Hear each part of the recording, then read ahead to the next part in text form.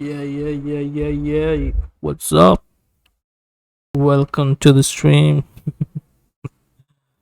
Okay, it's a camera. It's good. Uh, I'm back with my iced tea. Beautiful iced tea, and some hydration required after the iced tea ends. And yeah, welcome back to the stream. Today I'm planning to do some, you know, stream kind of stuff. I'm kidding. Today I'm planning to do some arenas and then I'm gonna start with some puzzles, do some practice, and go into arena. And after arena I would just straight up uh uh you know after chess ends I'm planning to react actually to a jubilee video, at the latest jubilee video that is, it's about Jordan Peterson versus Atheist. And yeah, going to be fun. I'm gonna be winning arenas today. Gonna be doing the best I can in arenas today, to be honest. And yeah, let's win. Okay, let's get this win. Get a W.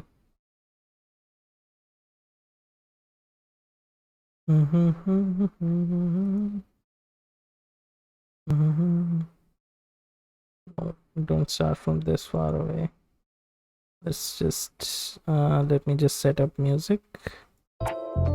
Okay. Fucking loud.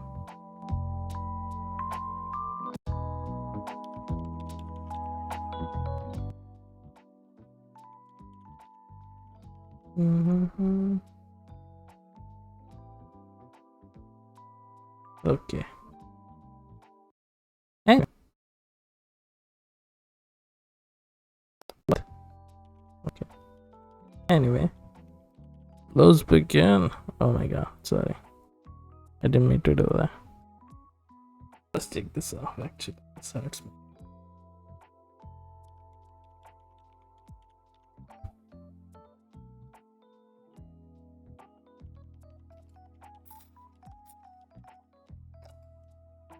Got some straw actually. The metal straw. It's really pricey on Blinkit, I'll be honest. You know. Ooh. You are threatening.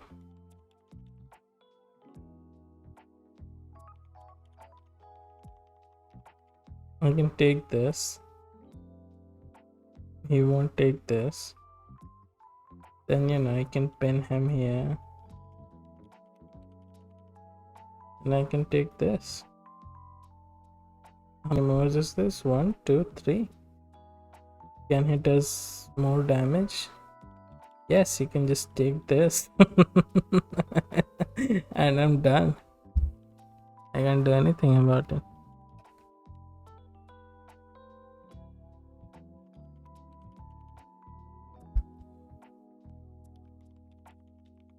Okay, I need to. Every move should be forcing. There we go.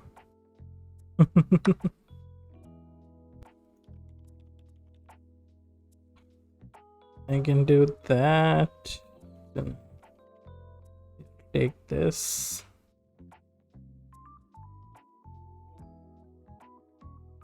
Oh, wait a second, I forgot to turn on my stream. I need to manage it. There we go.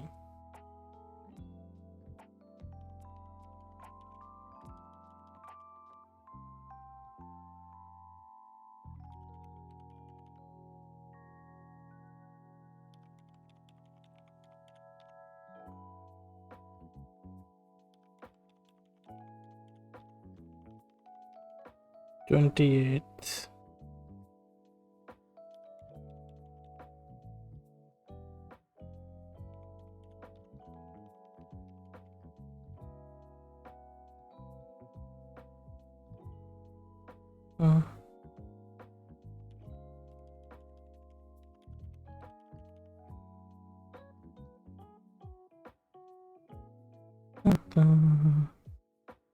Okay, yeah, I'm taking a lot of time. I can do this. I will take this, and then I can. No, I can't do anything of that sort. I can take this. Okay, which I'm counting on. I can take this bishop. He will take this.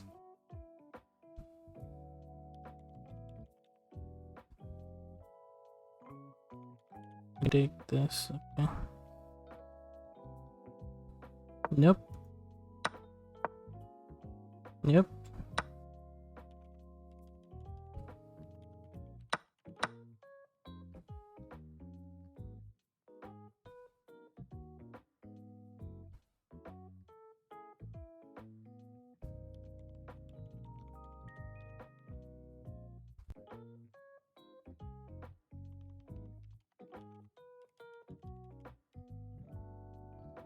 Very fucking sweet, man.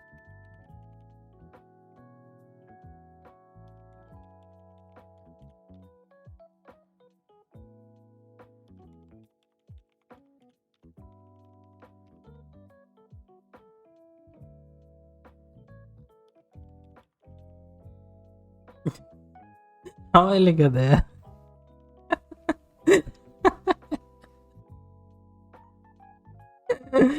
What?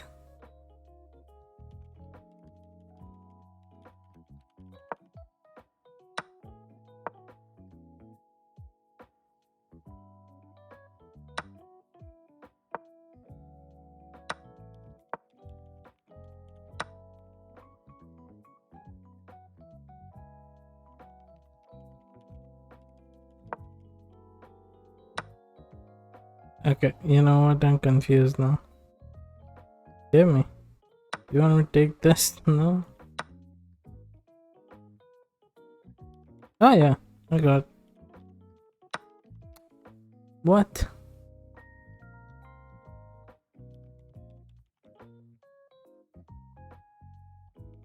I can go there. I can go there.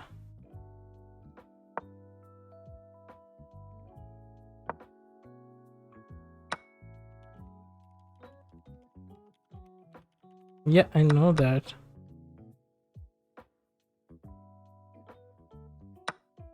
Oh, wait. No, I didn't mean to do that.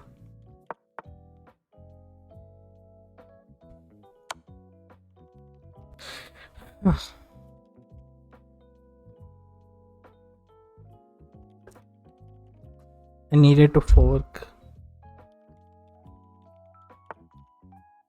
Okay. It is one of those days when I'm not doing good.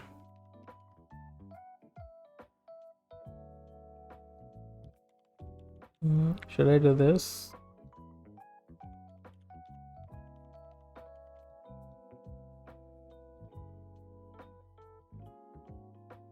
I can do this, I'll do this, then I can take this.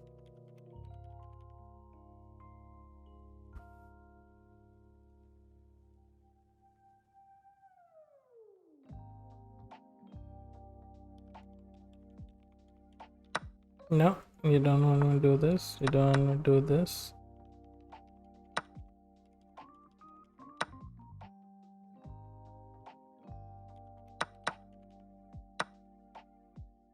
Very nice. What the fuck? Yeah, I'm losing very badly. I'm losing my points very badly.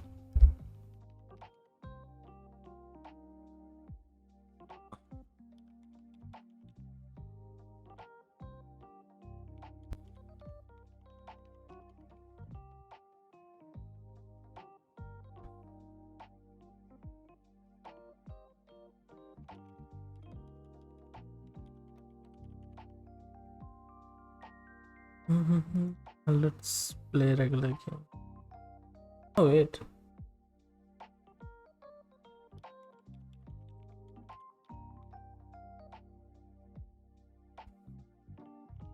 Let me go with the basic tactics. Let's not get stuck. Dynamics.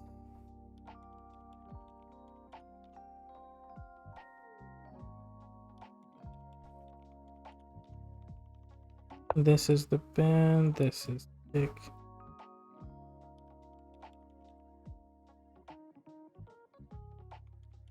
What?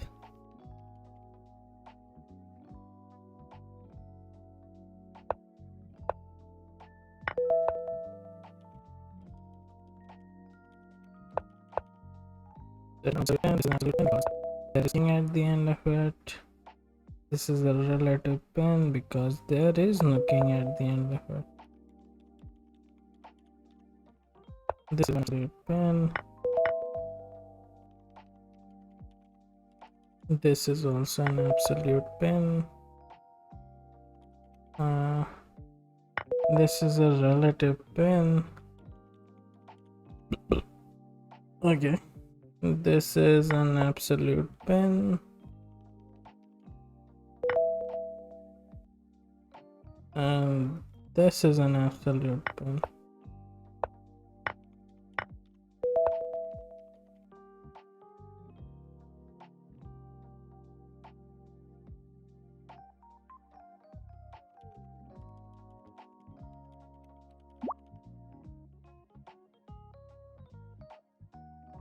Come on, man. Okay, I think I'm gonna join this instead of doing this. I have 78 minutes.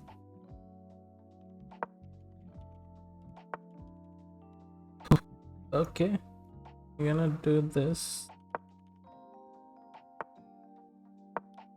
Range defense. Okay, is this not finish defense?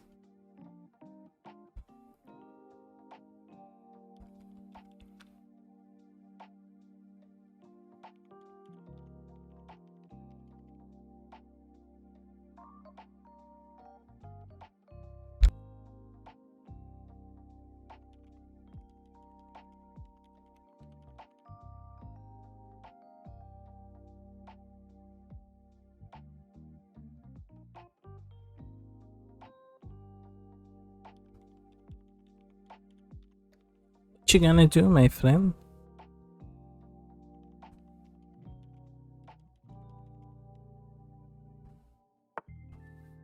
Oh my god. Okay, do this. That's that. Okay, you can go there. Not sure what you're achieving there, but okay.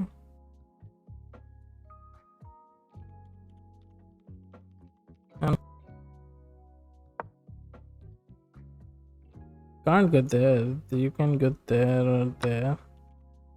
Oh, what's the point of it? I don't know. I'm not like.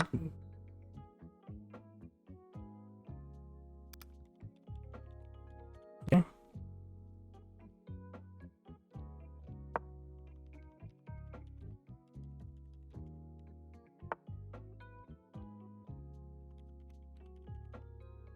Ooh.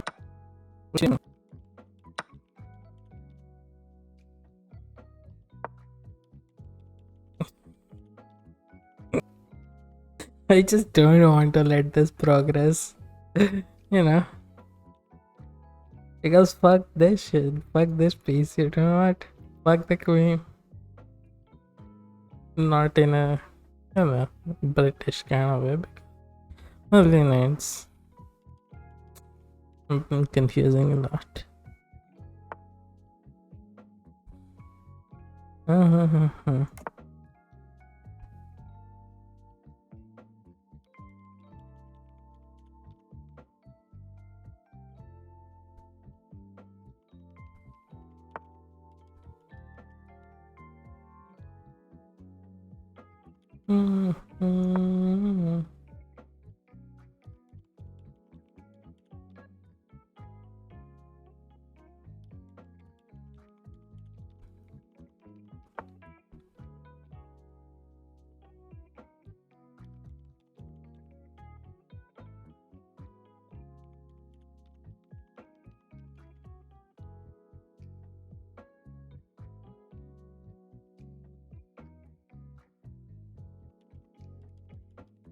I don't. You know what? Fuck it. Take it.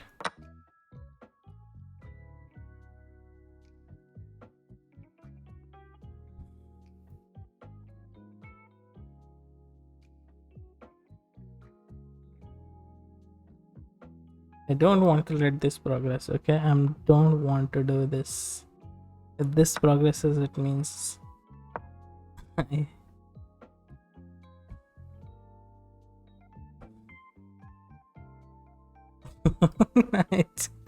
I just hate this particular pawn for some reason. It's okay.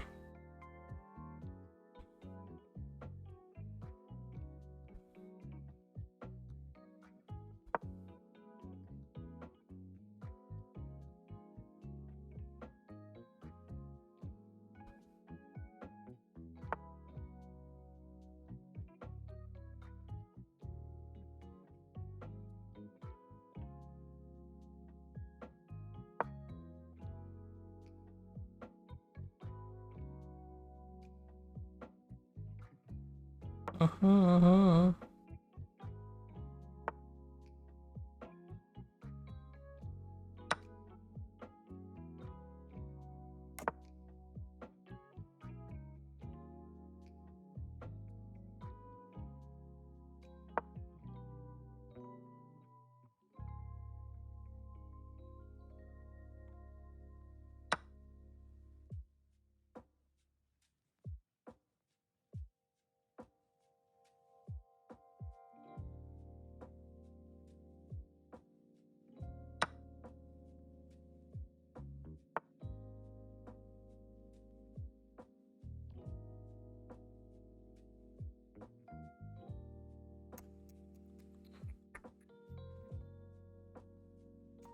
I'm not gonna let that pawn take it.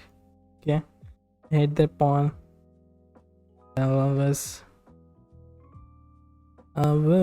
remember you. I hate that pawn, man. I hate that pawn. I hate that fucking particular pawn, man. Fuck that.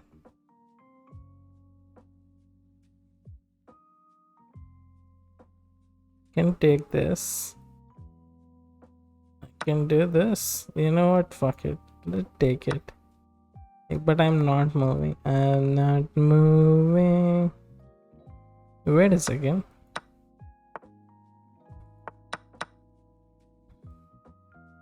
I'm not moving.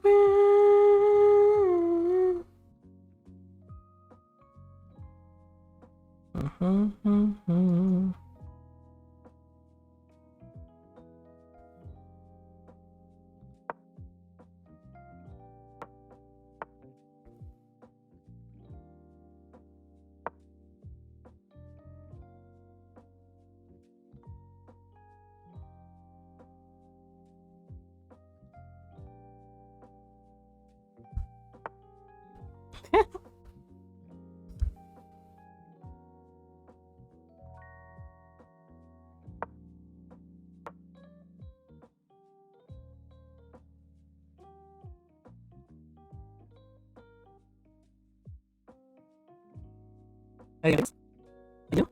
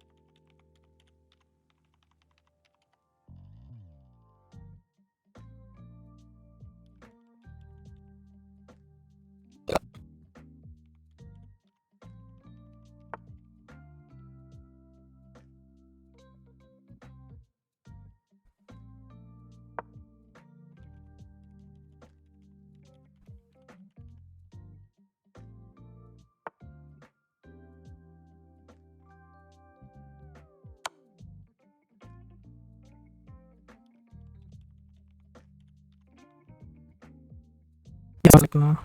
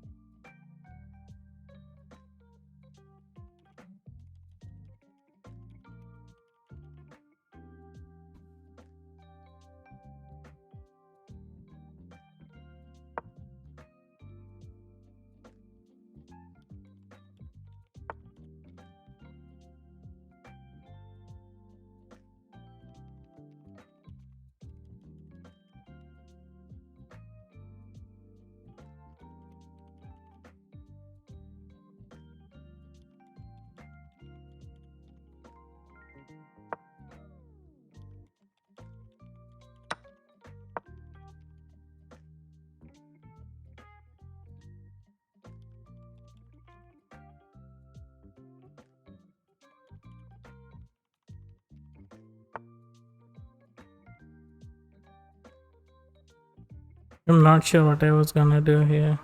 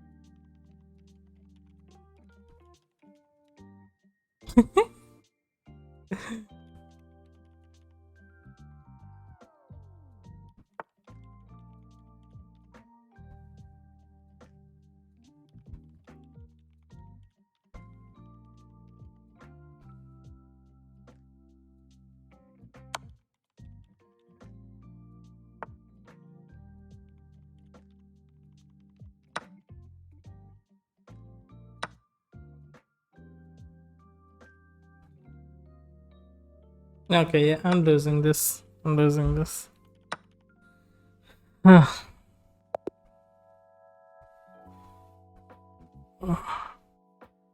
It's okay.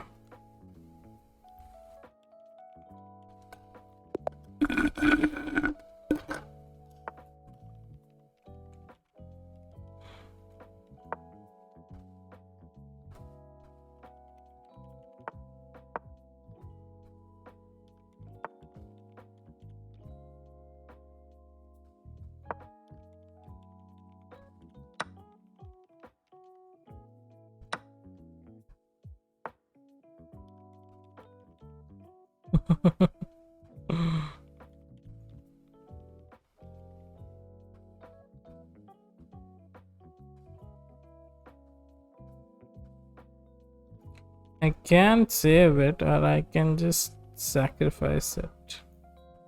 But you know, I'm gonna do this for now.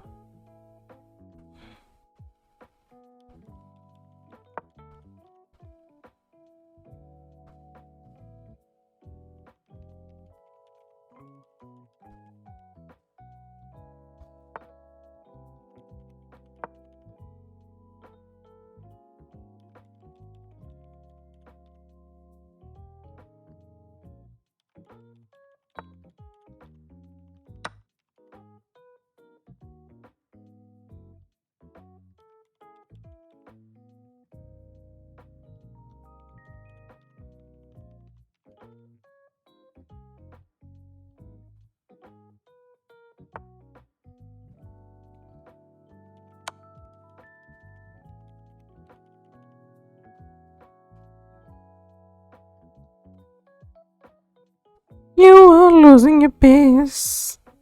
Yeah, I think that was a trap that it isn't very familiar with. That's why it kind of bungled it all.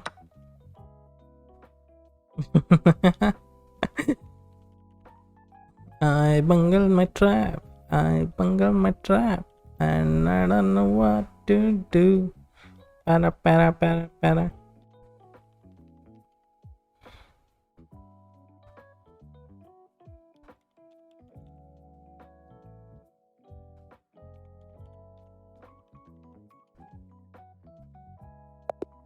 Ooh, he abandoned. He abandoned. Okay.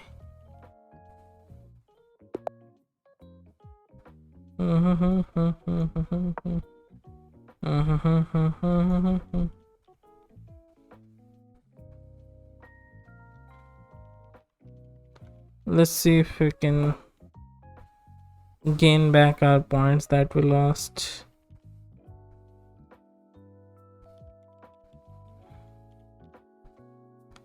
Okay, I guess we are gaining back the points we lost.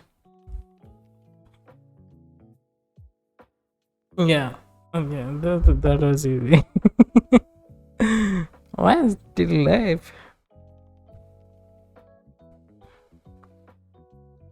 That was easy points. Yeah, you motherfucker. You motherfucker.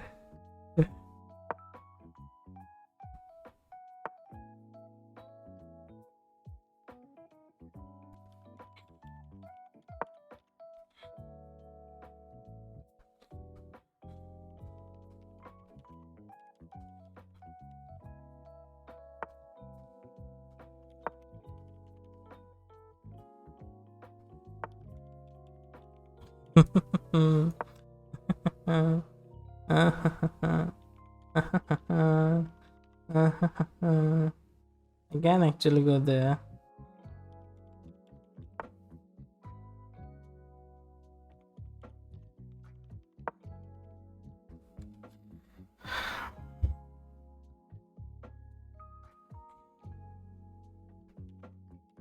Then I can go there and start to fumble everything he ever cared for.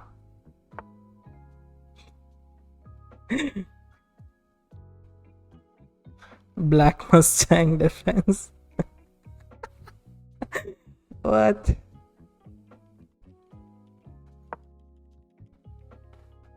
Black Mustang.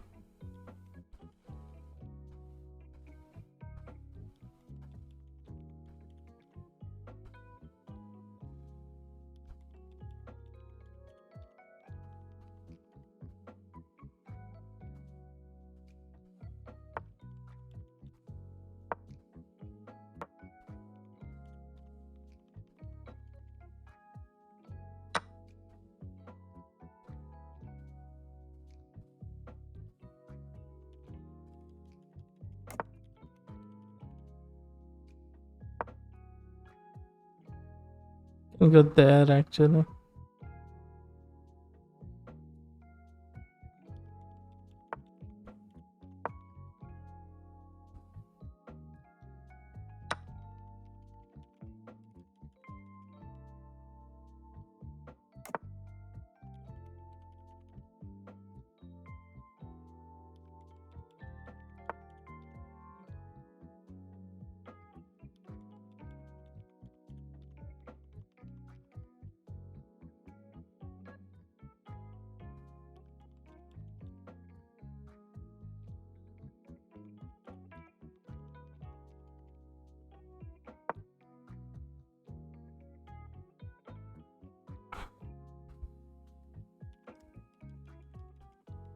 Probably go there, right? I'll probably go there.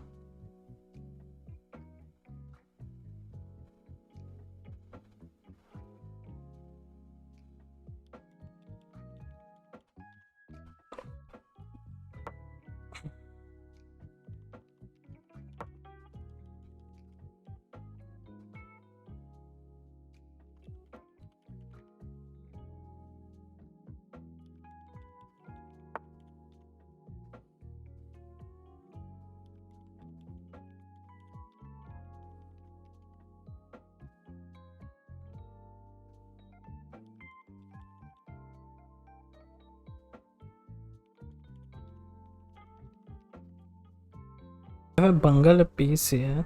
Okay. Okay, I need to be prepared. Need to be prepared to bungle the piece. Okay. Cannot be unprepared with my bunglings.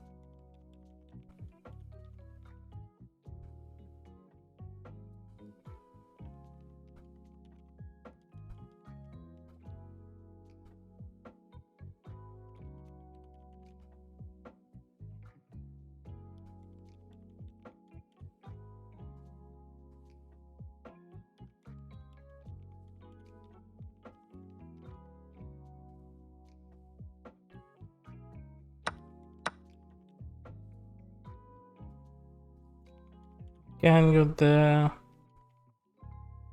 Yeah, that's not what I was going for, but I kinda have to go for now.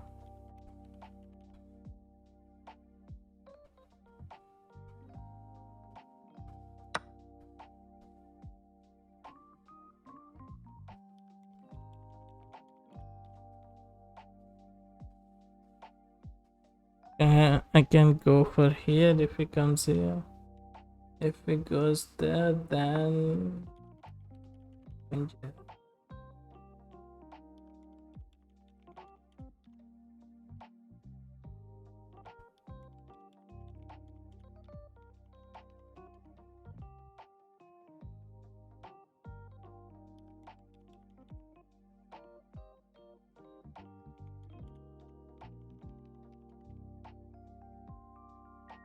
do something else? Threaten him.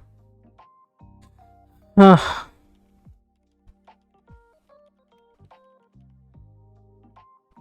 I can do that. Then he will probably take that. Then I'll take that. Then probably take that. Then yeah.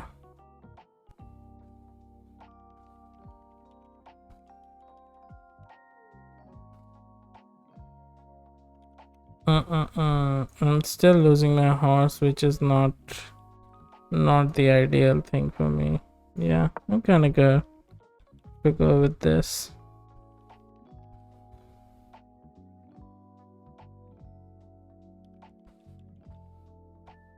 He will go there most probably.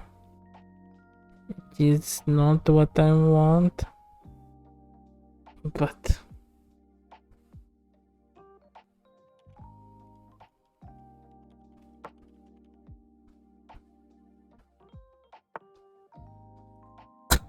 oh my god.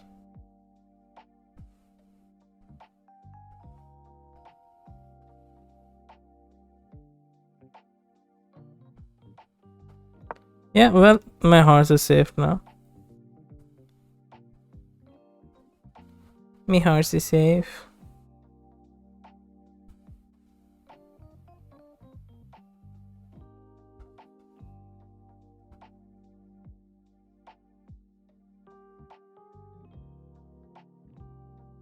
I messed up. I think I messed up. I think I messed up.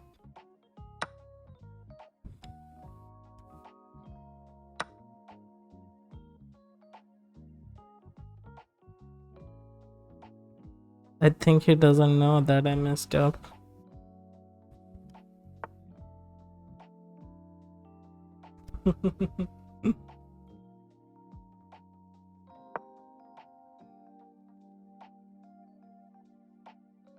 Can go there. Can go there, but if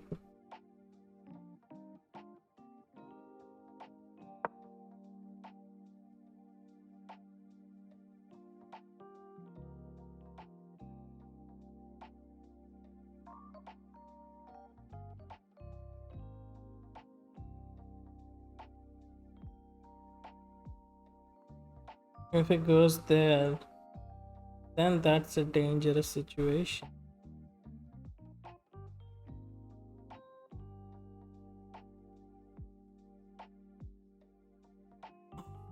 I have something.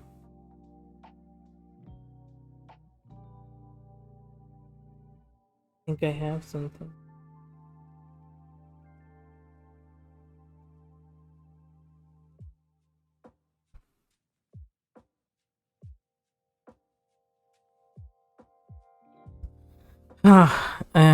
I'm gonna have to wait for him to mm, bungle somewhere.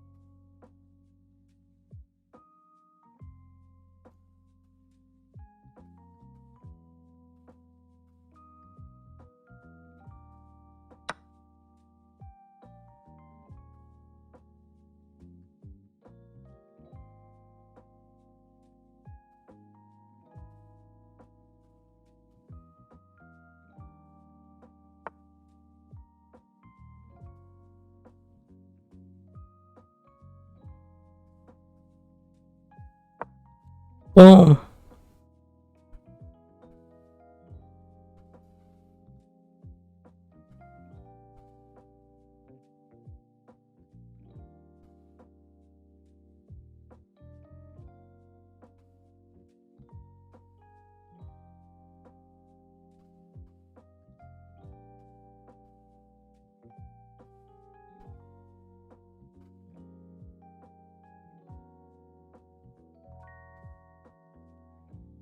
Can't go there because I'll take this.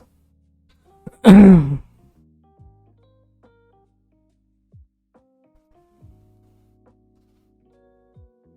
I'm threatening here. Threatening a check.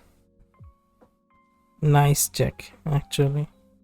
There's another fork here that is a guaranteed piece. If it goes there, then I take there, then this is a threat. Yeah. Dude is lost. Dude is lost. He's lost.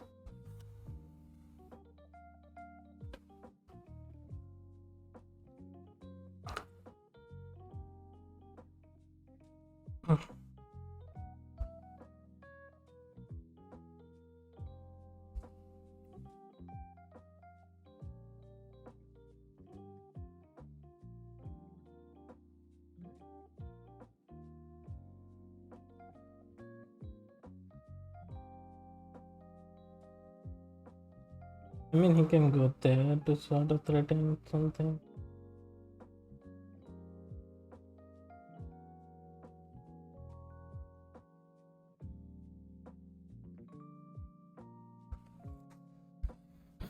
He'll have to sacrifice a lot of pieces.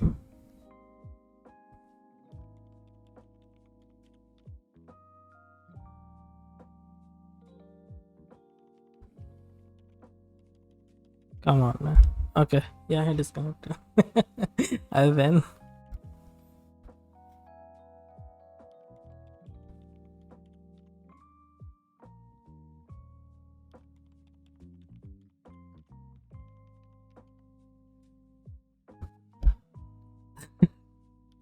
We're crossing 1,000. We crossed a fucking 1,000. We crossed a fucking 1,000, man. Crossed fucking 1,000. Wait a minute.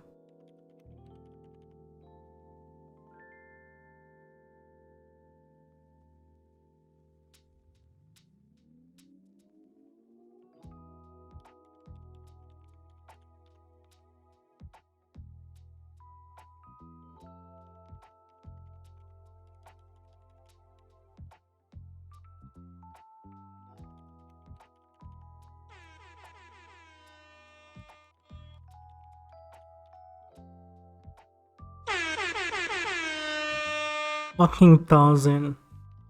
1,000, man. I finally left it. I mean, for now.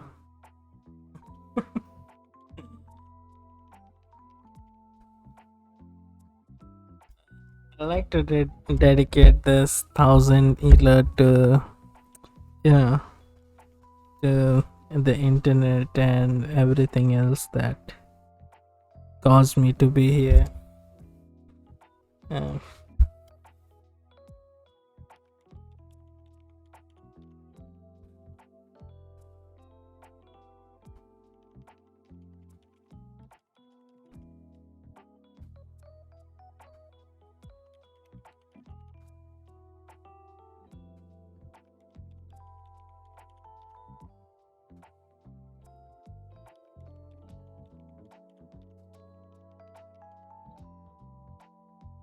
where is that? Like the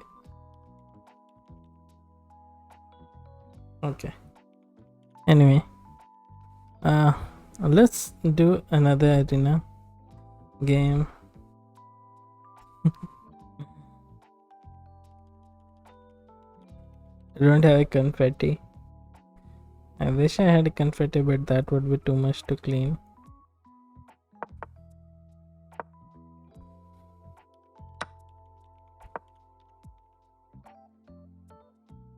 It can come out now. Now my goal is to develop my pieces to good squares. Just so I won't have to struggle.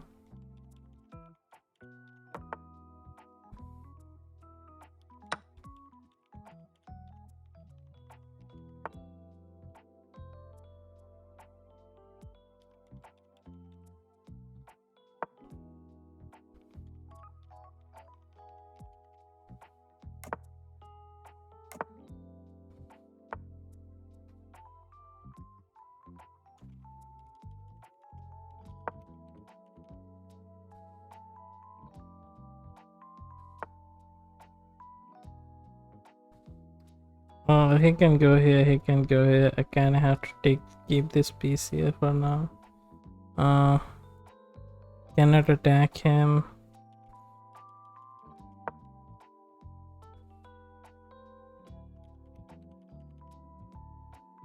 Can come here, so I should come here now.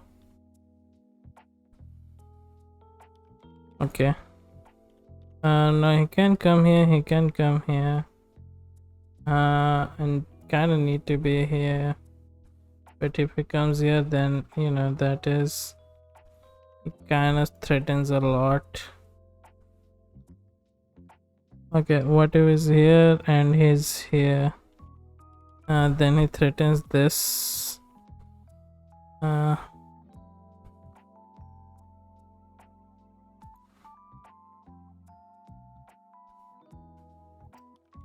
You know what?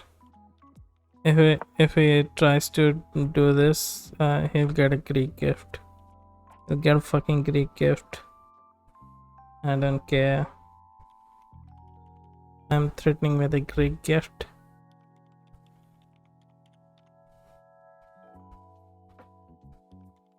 It's the language. Hello, dubious animal. Welcome back to the stream. What's up? How have been? Ooh. Are you sure you want to do that?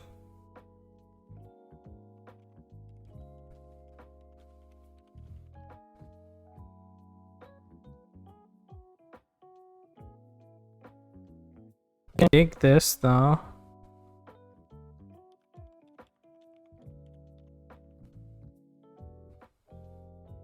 Okay. If I take this, then he takes this.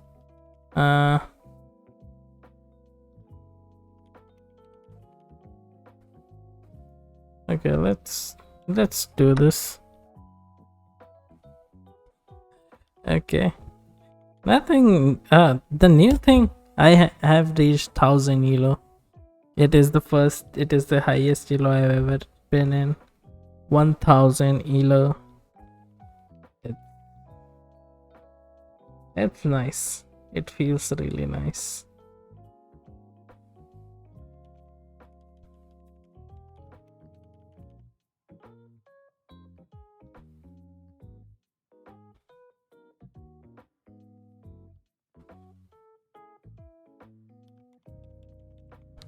You can take this.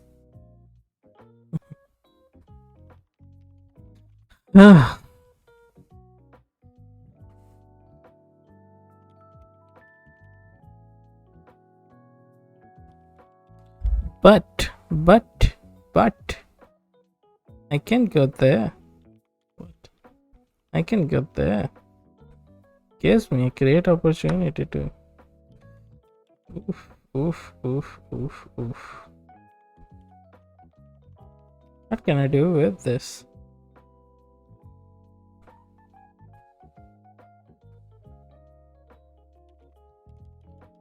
It gives me a new opportunity to go there. Kind of scare him here.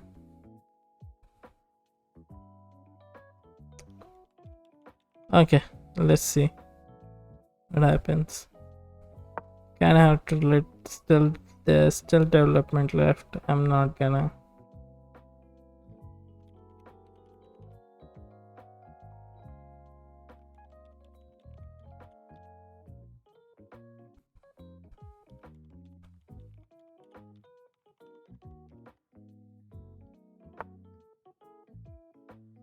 Okay. You know, you're just annoying me with this though.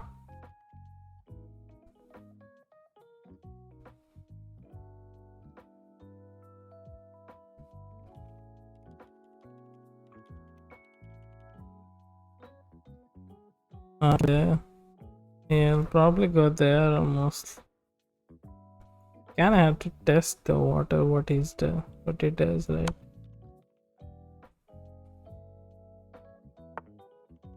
Yeah, he didn't do what I wanted him to do.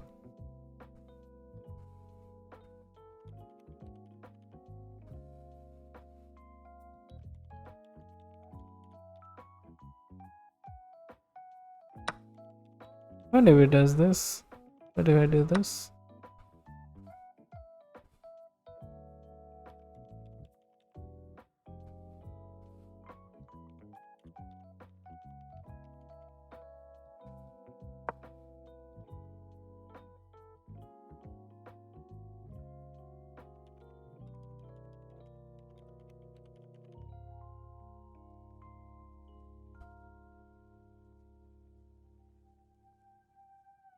He can come here, so it can sort of be scary. Today, so he's not like very aggressive with me. He's very slow. Whenever somebody's really slow, I get annoyed. I mean, I can be slow, but the slow for me is annoying.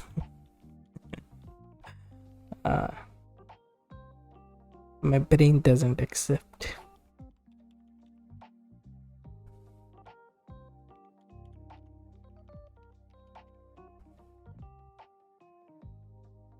To do this and do this, sort of, you know. Usually in low ranks, also players just do the biggest attack possible. Their brain sees like, oh my god, my queen can take a piece. Unga bunga, I take the piece. And just take the piece. Don't think.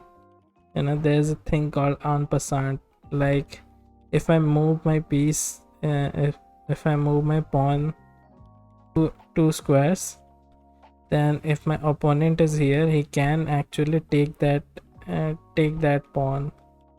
That's called en passant. It's a special move that is very specific and not very much used. So a lot of monkey brain, yeah. Neuron activation. So so yeah, that's what happened. I don't know what he's thinking right now. And I also, one of the thing that is confusing, I don't know what he's trying to attack. There is no specific thing he's attacking. He's defending something that I don't know. And I also play very defensive. So yeah, it is right now very confusing what he would do, what he want. So,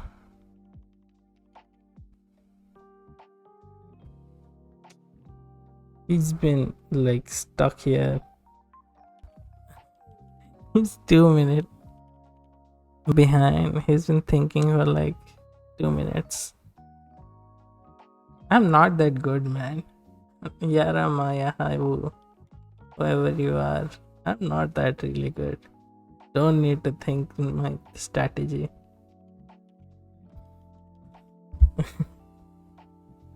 Oh yeah, that could be possible.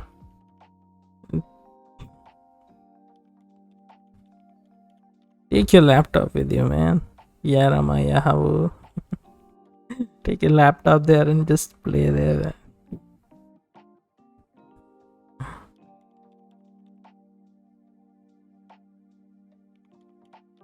Whew.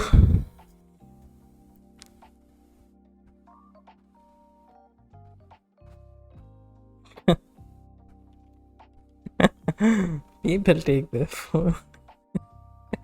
Actually, a laptop is nasty, to be honest. One is small.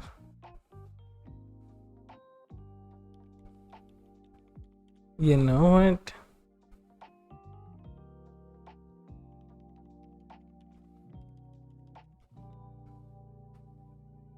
Come on, man.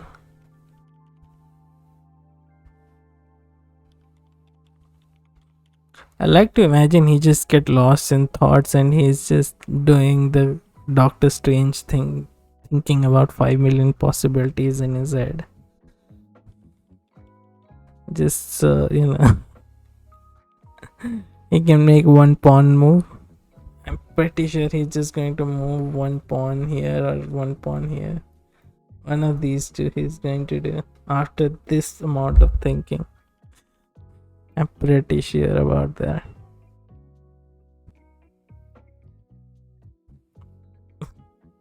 It's funny, if he does this, then it means I can go there and scare his queen. Like, oh my god, look, I'm gonna take it. Ah.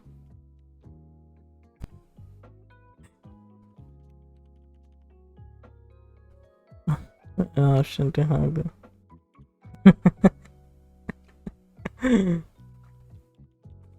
There was once a guy who was like trying to hurry me up, like, hurry up, hurry up. He's just typing hurry at HURRY constantly in the chat. There's chat here, so you can, so constantly like, hurry up, hurry up. I'm like, chill, man. It was a 30-minute game. I mean, I was bored myself, but when it's 30 minutes, you just sit there and think about life, and in that, you think about and remember that, oh my god, I was playing chess and all. Yeah, there are chess modes, like, there are few game modes that are like 3-day move. Every 3 day, you have to make one move. You have 3 days to make one move, and you can like play with a long distance friend. Okay, he's just wasting my time.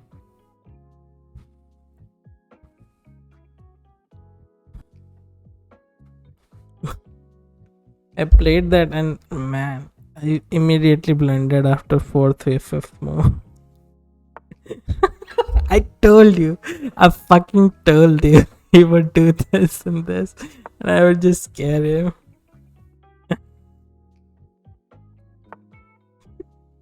I fucking told you that. Come on.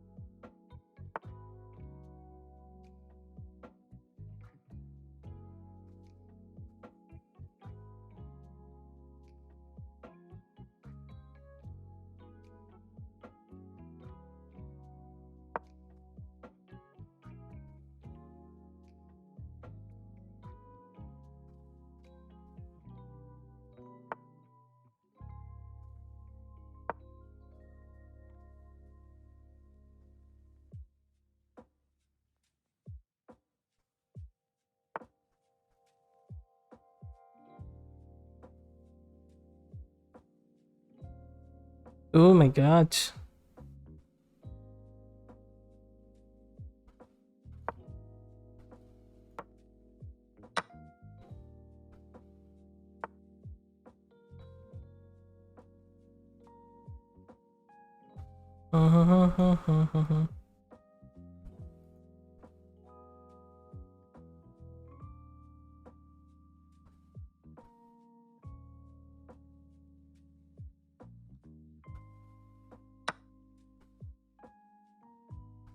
Yeah, he just lost on time.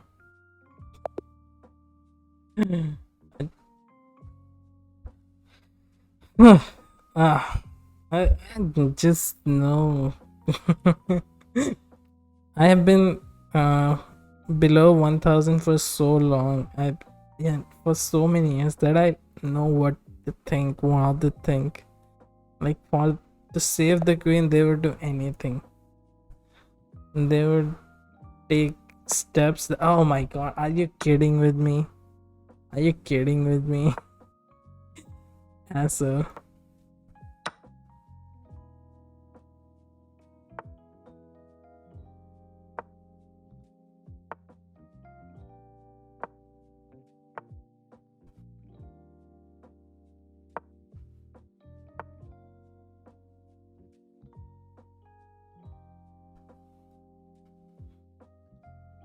He can go there, so I'll go there.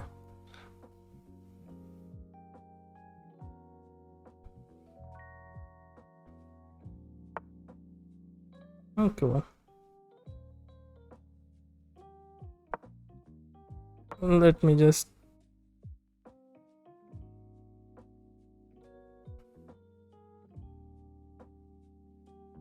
ruin your structure and then.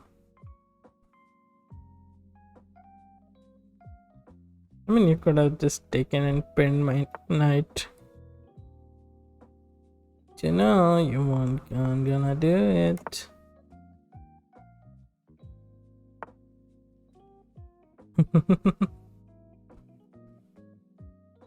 Okay, you annoyed me. I'll not let you. I'm not gonna take.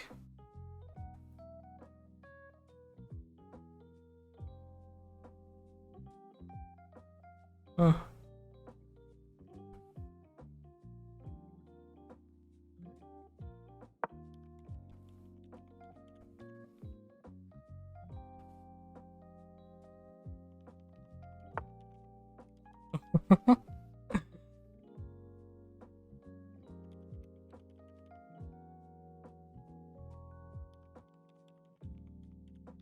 What to do, what to do, what to do, what to do. I don't know what to.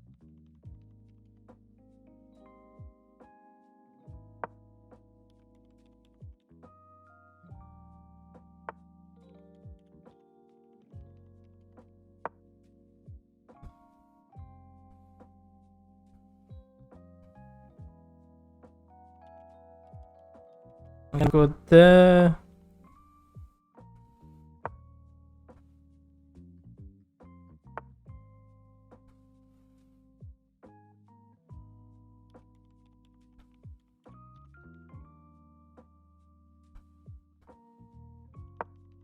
And if it takes this, yeah, it kind of sucks.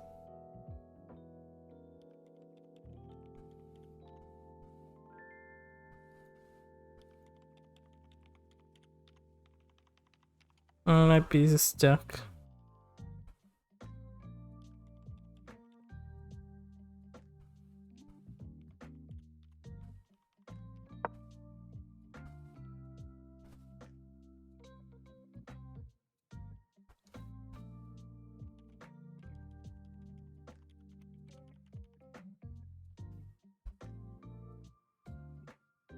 Oh.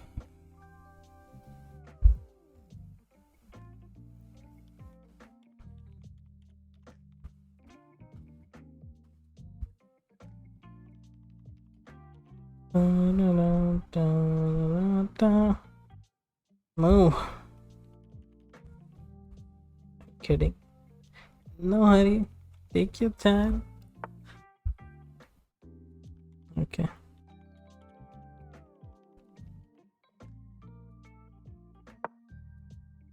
Is he going to do this?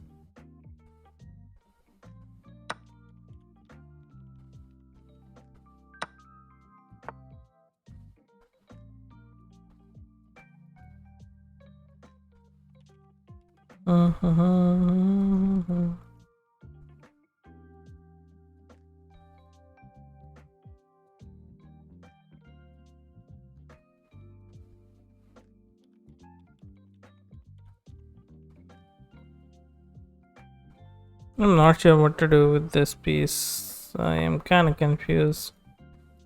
Should I bring this here? Because this is completely gone. This whole area is completely gone. Not completely out of use. All I can do is wait for him to do this.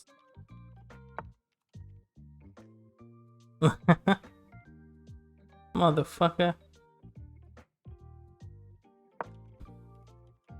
I see you. I see the bloodlust in your eyes. I see.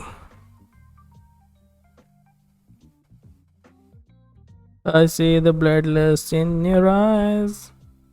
And I can feel sometime. Just the two of us. We're playing chess all the time. Just the two of us. Just the two of us.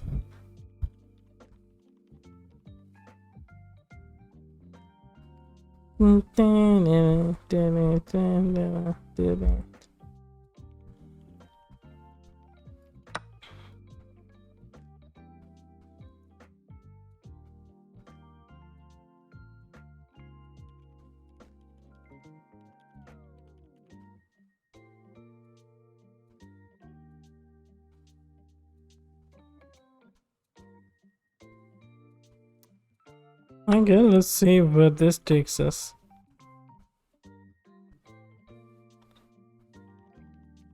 Okay. What two cats?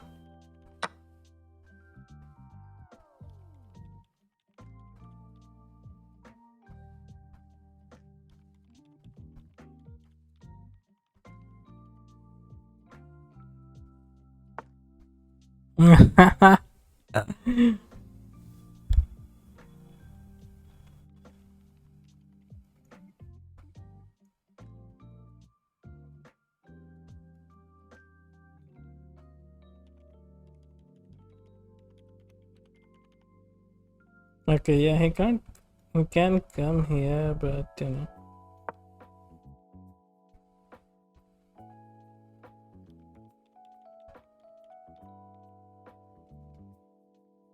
Okay. Niche me.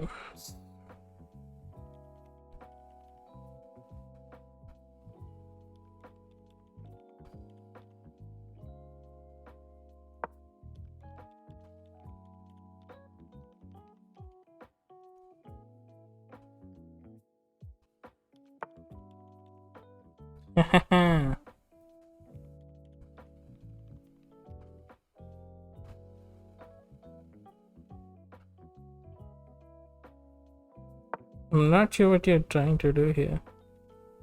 I cannot take your piece. Take your piece and I see the bloodlust in your eyes and I can...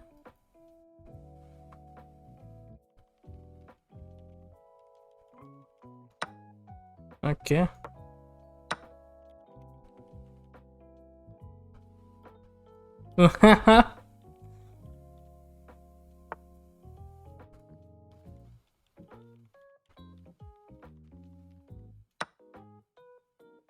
Take it.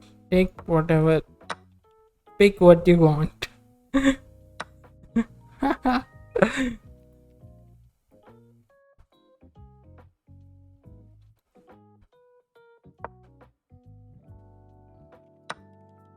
Okay, now boom, boom, boom.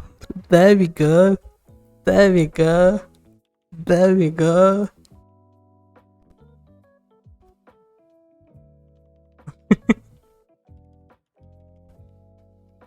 I need some water, man. Let me just set up my piece.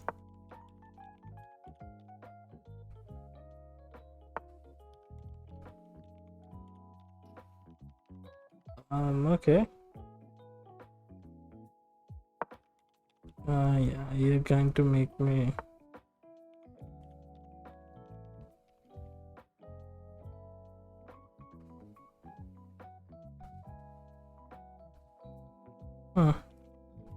Should I take this? Yeah, you know what?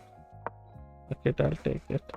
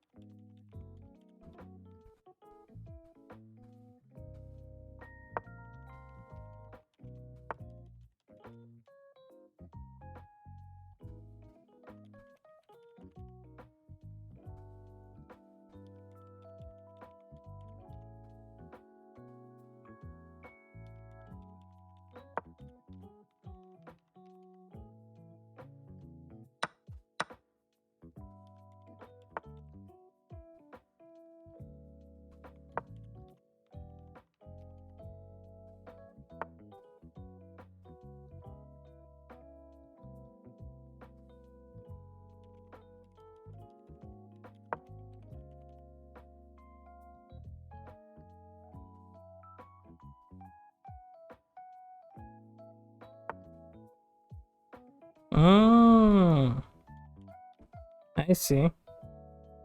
What you're doing though? I have no idea.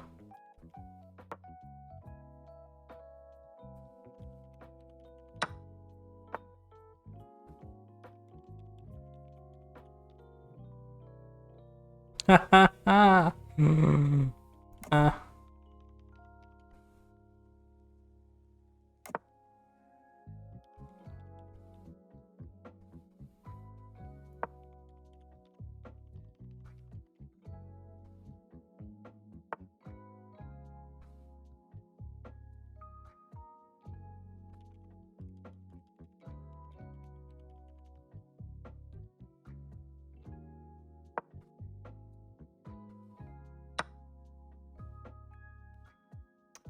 Oh, you were buying for that piece. Okay.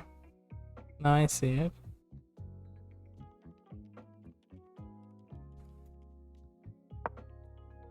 Protect this.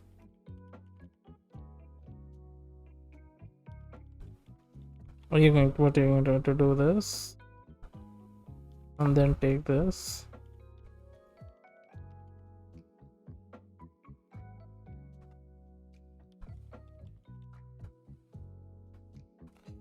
Oof, oof, oof, oof, oof.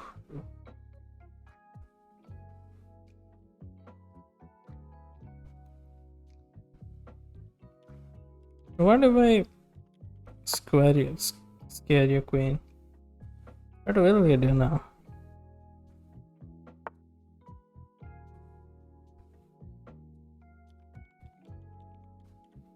What if I? Hmm.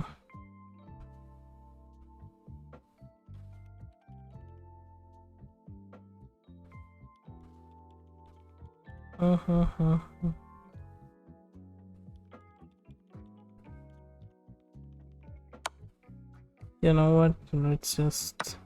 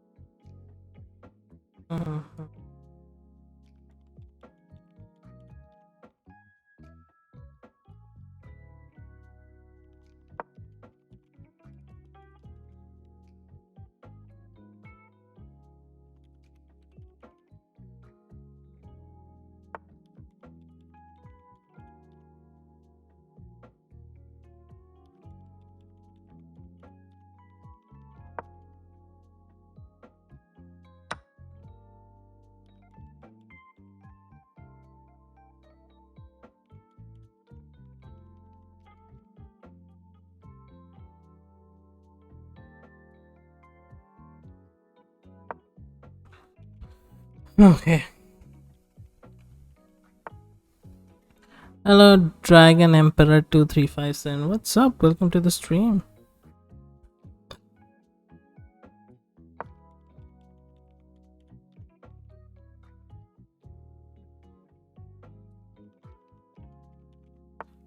I'm kind of waiting for him to do blunder. Hmm.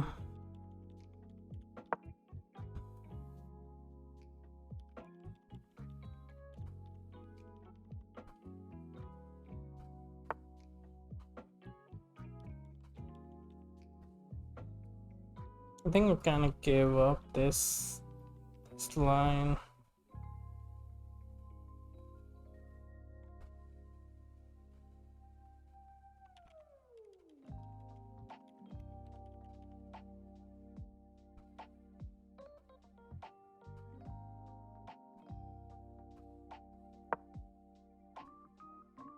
Yeah.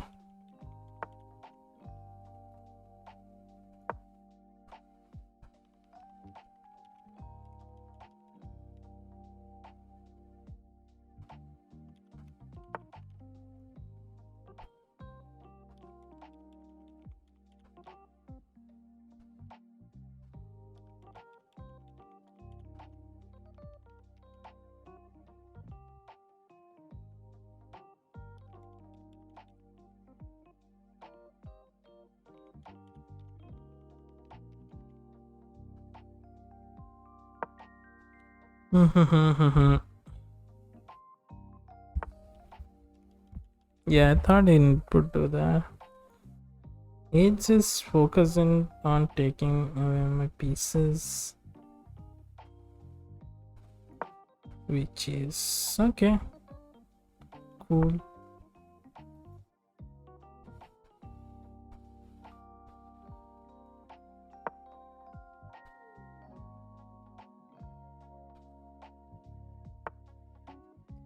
Ah.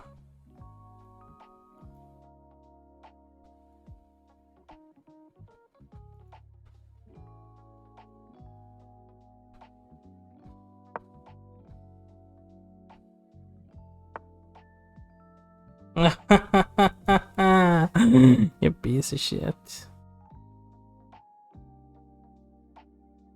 Yeah, I'm gone. If I take this, take this, and yeah, there is that.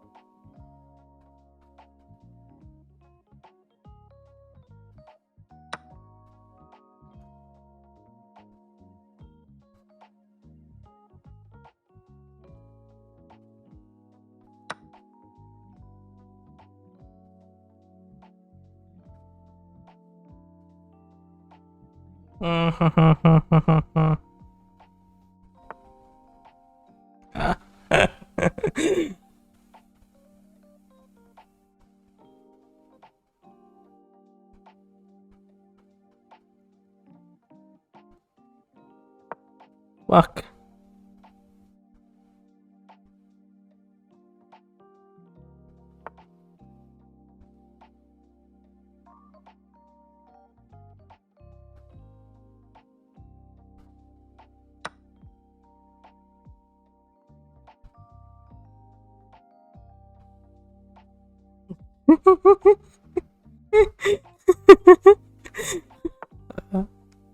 Oh my god.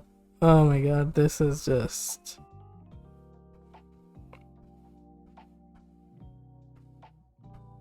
Okay. What can he do? He can come here, I'll take that. He can do this.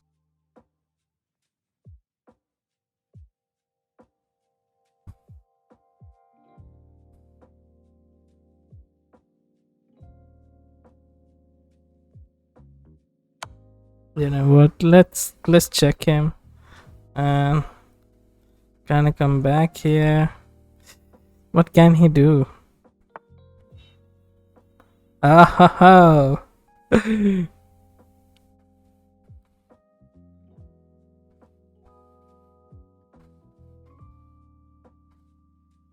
If he comes here, then I'm stuck. Oof.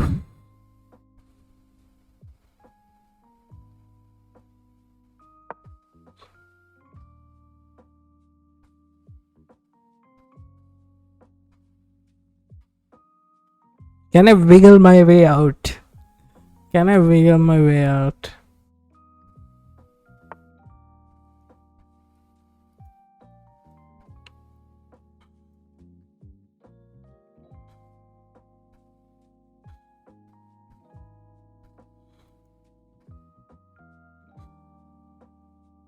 Hmm.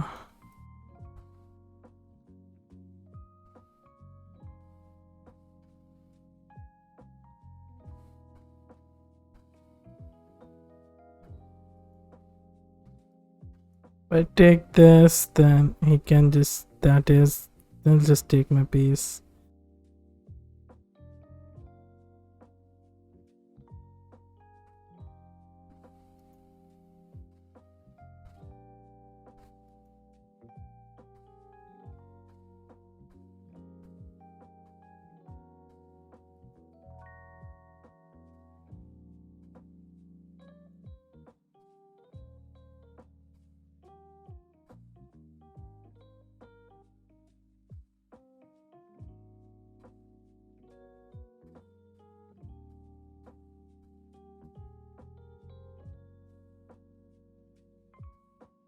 Okay, if I come here, okay, you know what? I don't have time.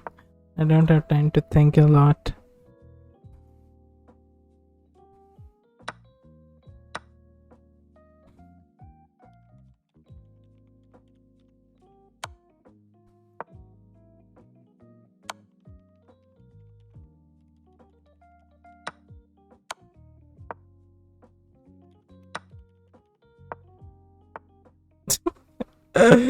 Oh my god.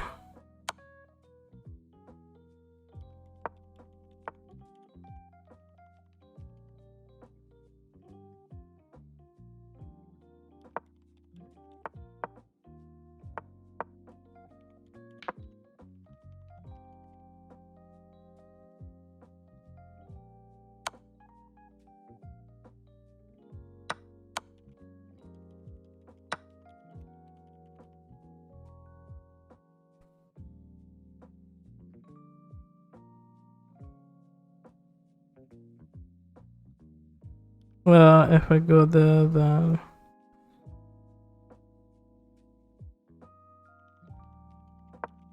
fuck. Can I stalemate this?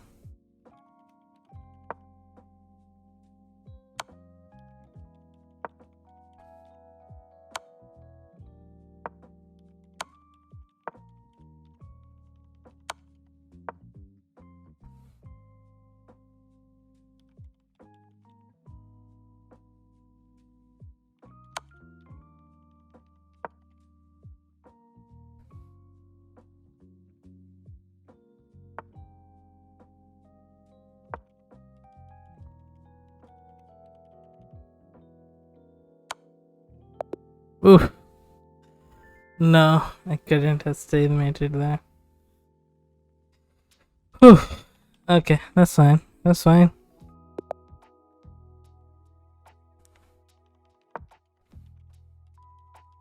I have 5 minutes.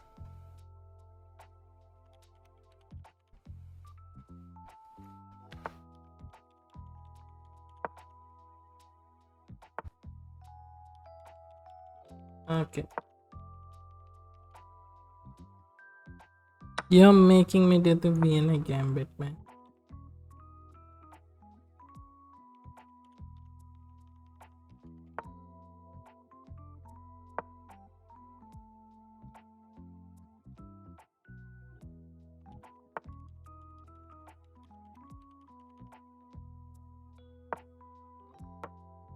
You're gonna have to take it.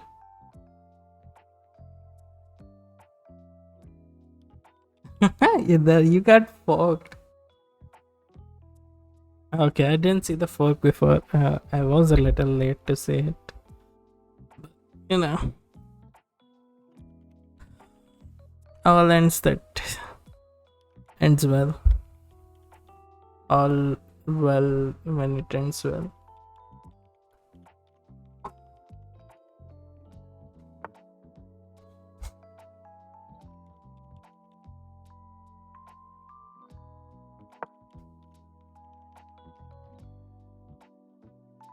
He cannot take his pieces here.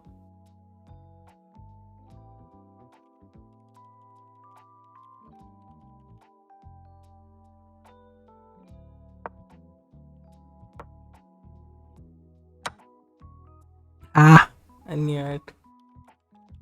Fucking knew it. Ah.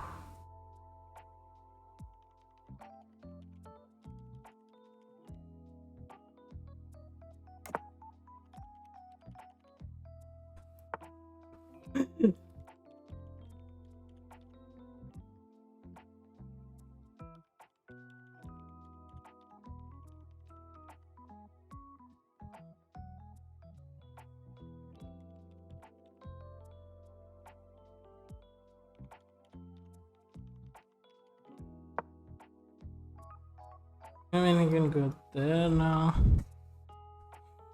Let's see.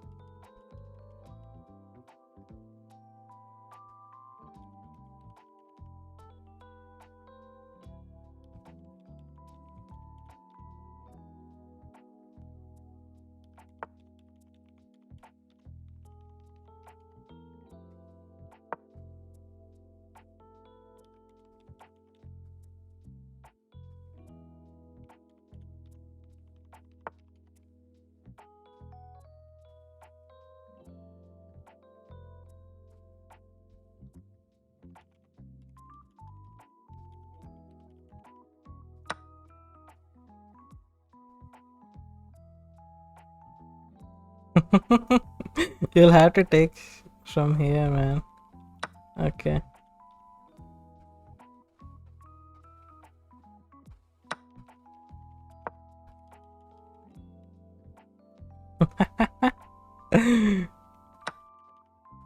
Goodbye. You got pinned. You got pinned, my friend. Can I end this?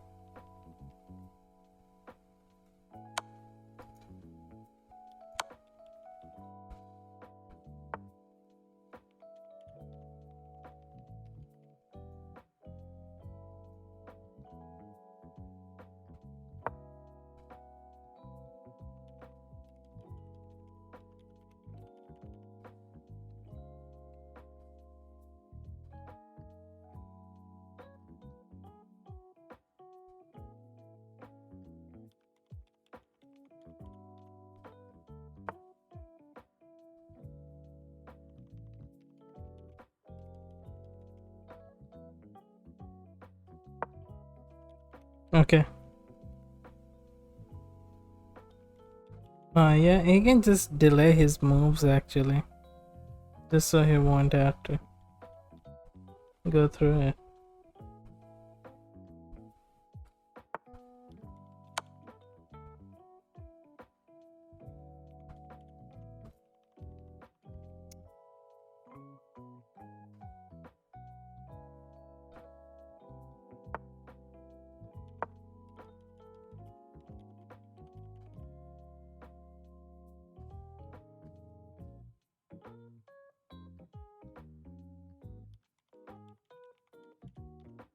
Yeah.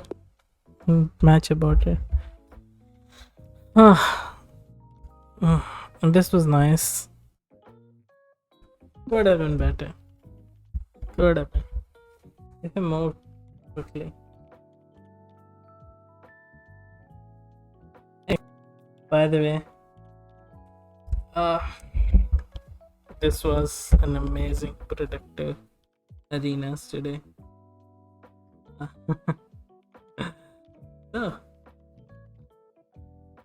I got 1010. I'm in good shape. Shout out to the guy who aborted after my first move. You helped me reach here.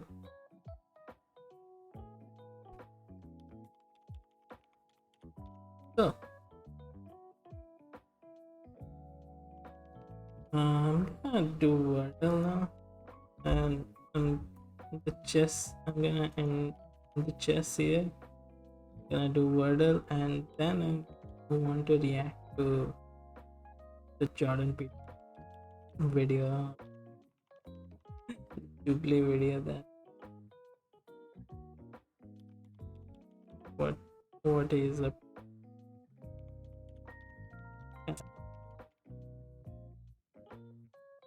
Anyway,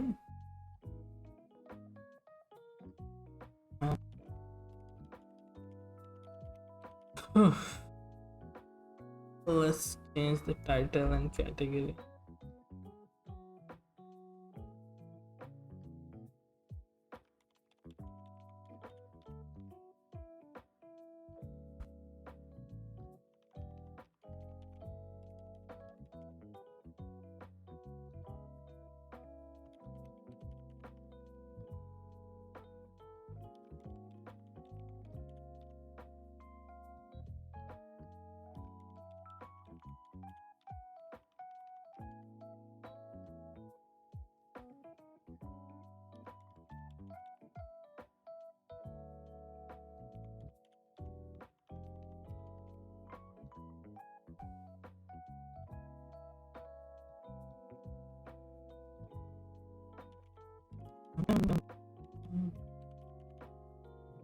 Let's go.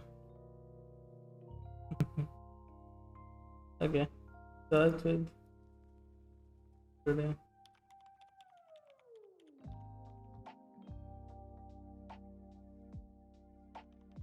What?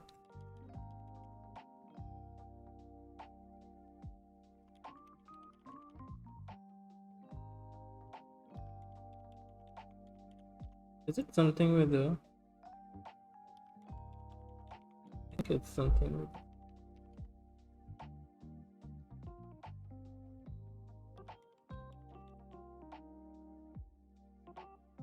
Bloop boop.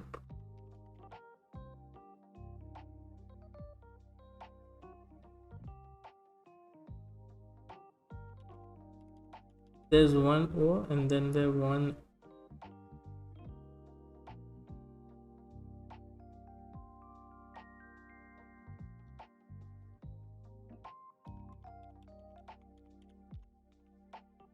There's answer T.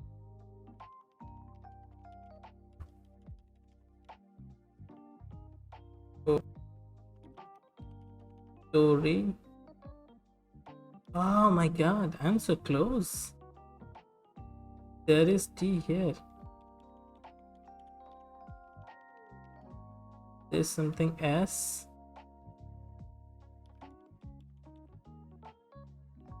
Dot. There. Okay, there is one more letter left. There is not.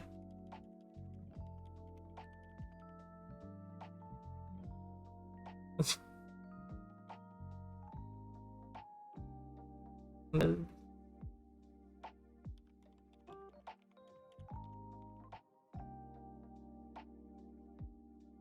it's Jot.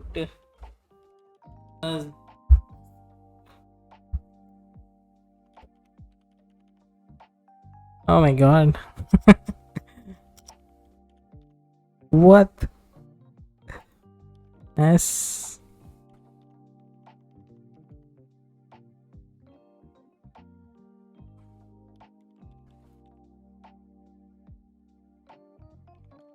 Sport. Is this a word? No, this isn't a word. Smart. Smart. Is smart a word? I don't feel like. Oh, sport. Yo. Few? What do you mean by few, man? Fucking asshole.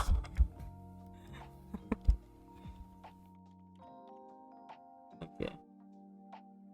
Let's see how difficult this study is.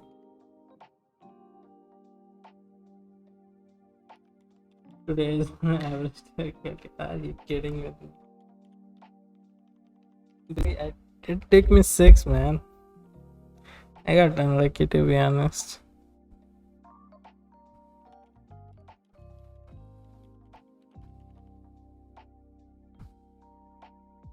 What are the comments? Where are the comments?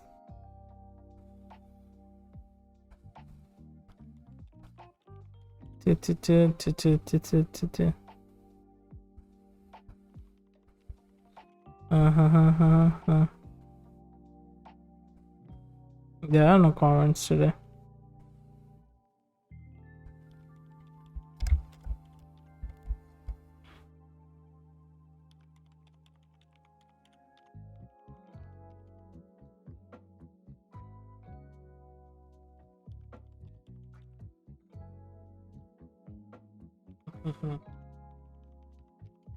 Okay, read the 60 comments. Save. Then say root roast. Start. Slate.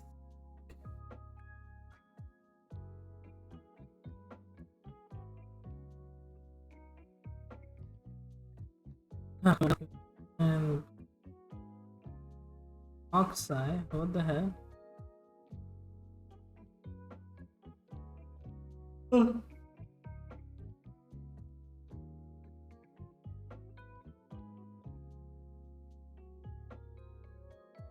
Anyway.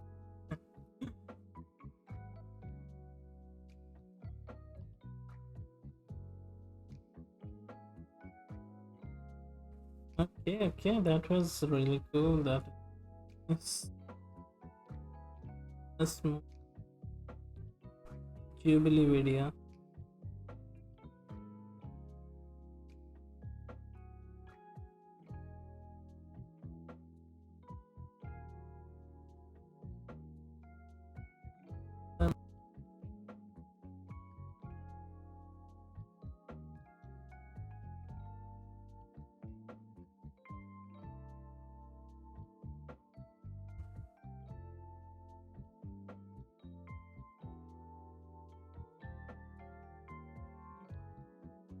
Uh,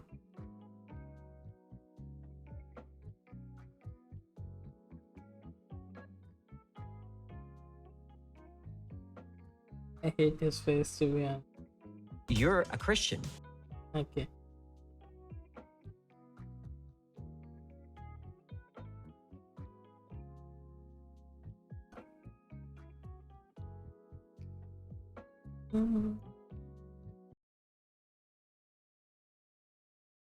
Us react.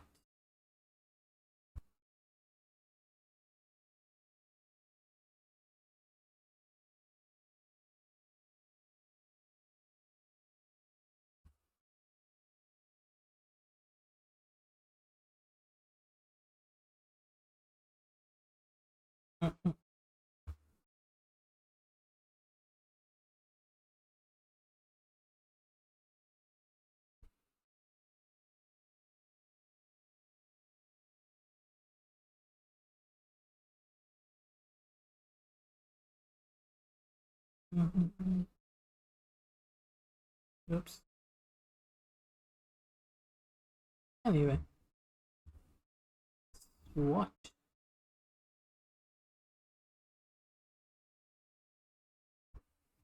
You're a Christian. You say that. I haven't claimed that. Oh, what is this? Is this Christians versus atheists? Don't be a smartass. Either you're a Christian or you're not. Which one is it? You're really quite something, you are. Aren't I? But you're really quite nothing. Right? You're not a Christian. Okay, I'm done with him. Hello there. I'm Dr. Jordan Peterson. I'm a clinical psychologist, a professor emeritus at the University of Toronto, an author, a podcaster, public speaker, and today I'm surrounded by 25 atheists. My first claim, atheists reject God, but they don't understand what they're rejecting.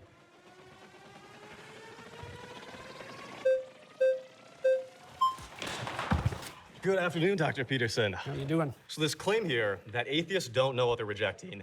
My background is in studying to become a traditional Catholic priest, daily mass, daily rosary, going on long retreats, deep into the magisterium and biblical hermeneutics, like I was thoroughly in it.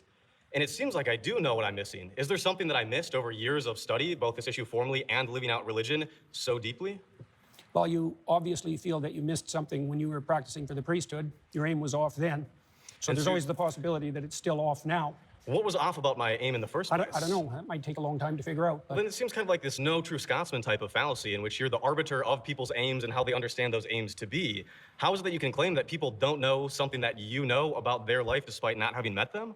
well, it's obviously a generic claim, just like the atheists claim that there's no I God. do It's a want to generic start claim. with In your case, it would have to I want to start with that although I am an atheist, I don't believe in God. I do kind of understand the place of religion in people's life and place of a higher power than the belief of a higher power.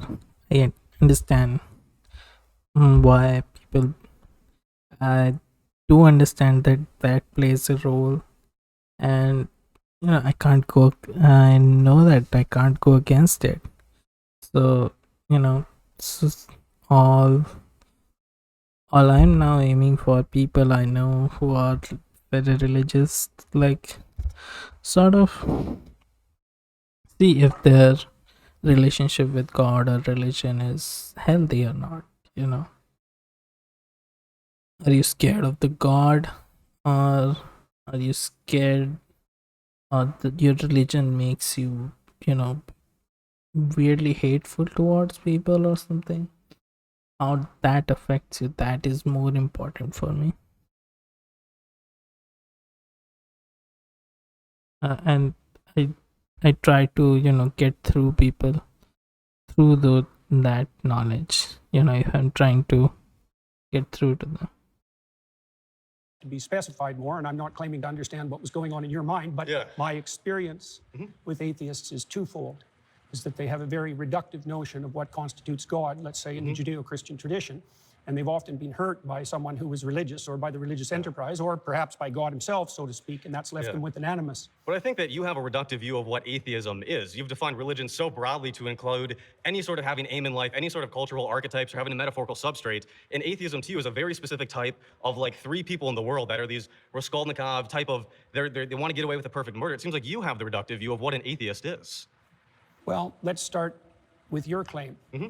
How do you define the God that you're rejecting? Like, what is God to you? You studied in the church, you found that unsatisfactory. How would you characterize what you rejected? I think the average Christian believer, when they say that they're Christian and they believe, they mean some sort of God that is all powerful, all perfect, is somehow involved in the matters of this world, and that we look to them through wisdom and with the Logos incarnate in Christ. And it also seems like you don't believe in religion in the way that the average Christian says that they believe in religion. And there are as many gods out there as there are believers, because everybody has mutually exclusive and different views of what God is. So it seems Well, like if everybody had mutually exclusive views of what God is, no one could speak to each other.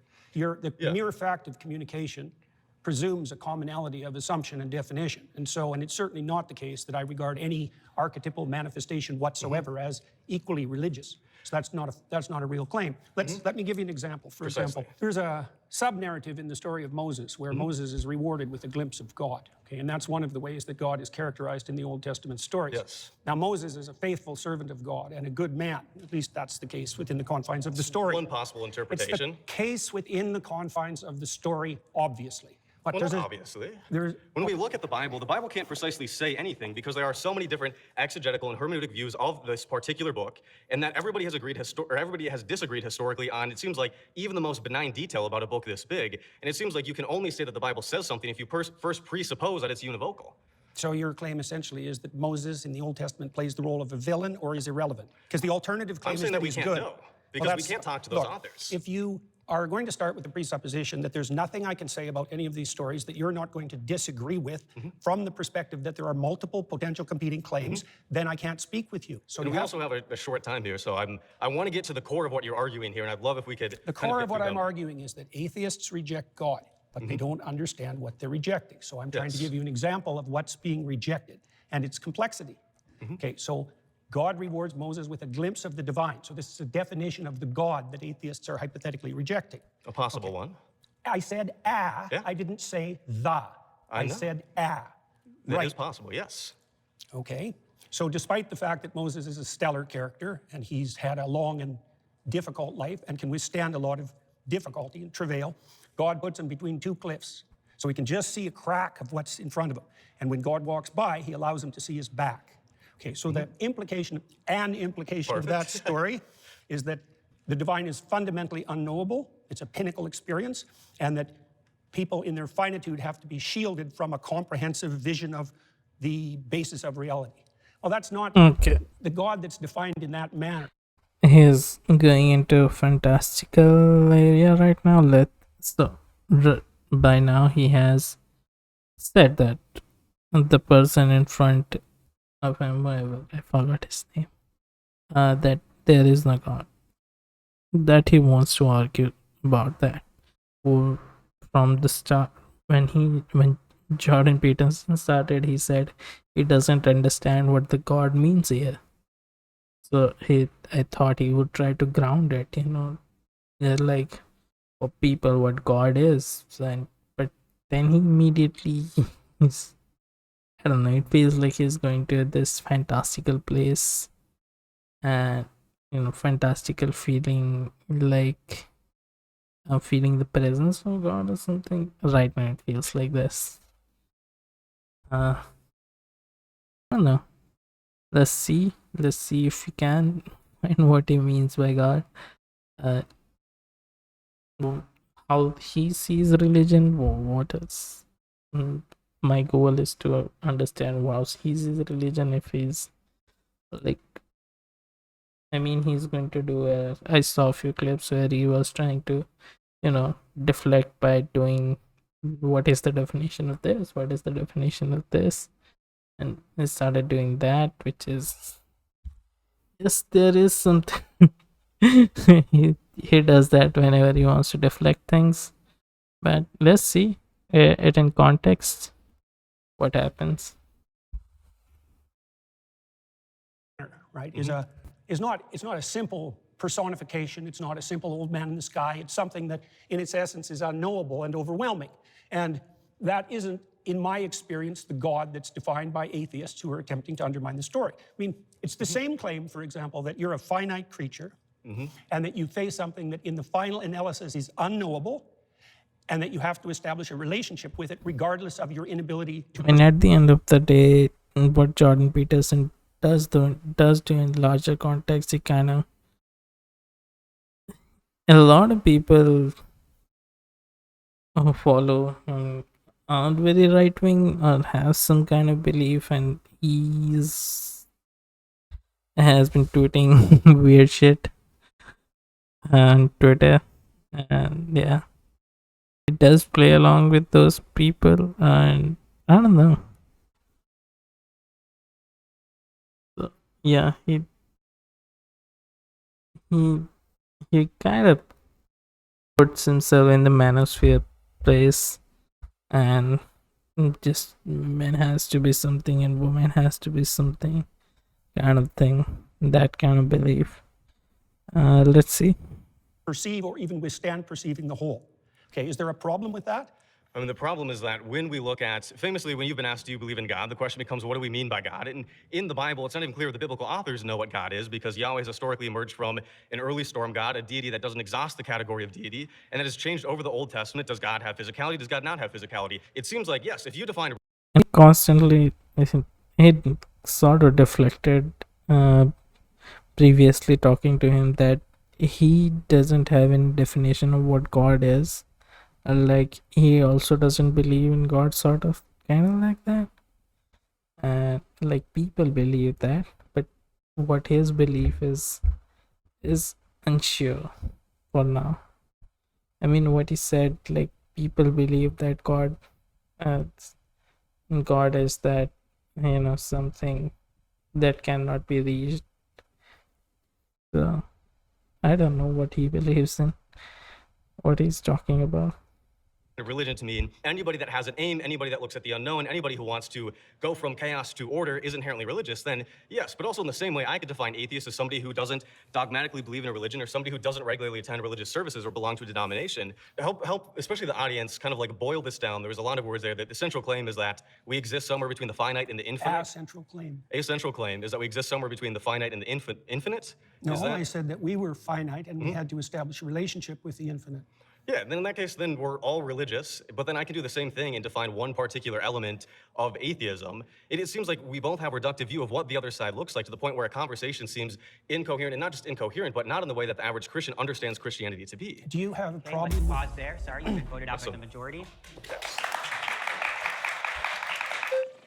I think this guy was able to have a conversation with him. He was able to, try to understand what this guy believes in it. And, yeah, it sort of feels like Jordan Peterson here is fighting from the side of Christian, but not as a Christian. Like, he doesn't believe himself specifically in those things, and like the concept of God and all, and he's trying to, debate on their behalf. That's kind of what I'm thinking for now. Let's see. Hey, how's it going? How Nice to meet you. Nice to meet you, David. David, good to see you. Tell me everything that you know about the Polynesian deity Lono, L-O-N-O. I don't know anything about the Polynesian deity Lono. So you're rejecting something without knowledge of what you're rejecting. I'm not rejecting it. Do No you more be- than I'm do you rejecting believe in anything that Lono? I don't know anything Do you about. believe in Lono? I Do you fail to believe see that the he is a relevance of deity that. that exists in the world, exists in the universe, that exists in the Okay. existence of everything? Do you believe that Lono I'll is answer a that being? question once you answer my question, which is, do I reject everything that I'm ignorant of? Because that's your presupposition that undergirds your argument, and unless you can prove that that's valid, then there's no point. My question is quite simple. Yeah, but that doesn't Do mean you it's believe- formulated accurately. Do you believe that Lono exists? Yes or no? I'm not going to answer that question for the reasons I just described. You already insisted that if I reject something, that if I'm ignorant of something, I reject it. Do you think that everyone in the world has to know everything simultaneously for that to be valid and true? I think in order for your Answer that argument question. to be true, in order for it to be true that we atheists don't understand what So yeah, he is very protective of what he believes in, but he doesn't let anybody know what he believes in exactly. It's, but now that's what he's doing. we're rejecting, then you need to also apply that to yourself and to Christians and to Muslims and to any other person on this earth, where if you don't understand what you're rejecting the belief in, then you can't reject the belief in it. That's the implication of your I claim. didn't say that I rejected the belief in Lona. I It's- said it's I didn't Lono. know who Lono was. Yeah, that situation has bungled now. This conversation isn't happening. He has a lot of things in his head, and yeah, he just won't give up what he wants to know or anything. I didn't say anything about He wants to engage with his personal belief, but he doesn't know what he's fighting here for. his personal belief or not, I don't know. Rejecting That's it. because I've asked you several times and you haven't, but let me get to my even greater point. You're saying atheists don't understand what religion is or what God is in order to be able to I reject. think by his second claim, we can understand morality and purpose can be found without science. Everybody worships something like very sort of general statements. Atheists accept Christian motive but deny the religious foundation. Okay, I think here it could be something. Where framework with understanding Christianity, but I do want to get here, but that's 1 hour away. Very vicious. Reject it fully or completely. We have someone over here who studied it in their own way. I've studied religion. I have a degree in religious studies, specialty in Christianity and Mediterranean traditions. And further than that, beyond me, Pew Research studies suggest that atheists and agnostics actually know more about religion and about religious stories, the foundational principles, than believers. That's because they're more religious than they think they are. Okay, you can. They're concerned with deep matters, and one of the defining characteristics of someone who's oriented in a religious direction is that they're concerned with deep matters. Okay. In fact, it's Okay, so he immediately redefines religion here as something that you are very devoted to. I mean, yeah, in essence, it is religion, but kind of here the talk is about sort of organized or something that's organized or something. actually definitional. Right, but they also have to identify. I don't what want the to get to his science thing. religious tradition and accept the foundational stories that go along Well, with that would mean more that they're sectarian than that they're religious. And most people, for example, in the United States, deny that they're religious, but accept that they're Let's spiritual. pause there. You've been voted out by the majority.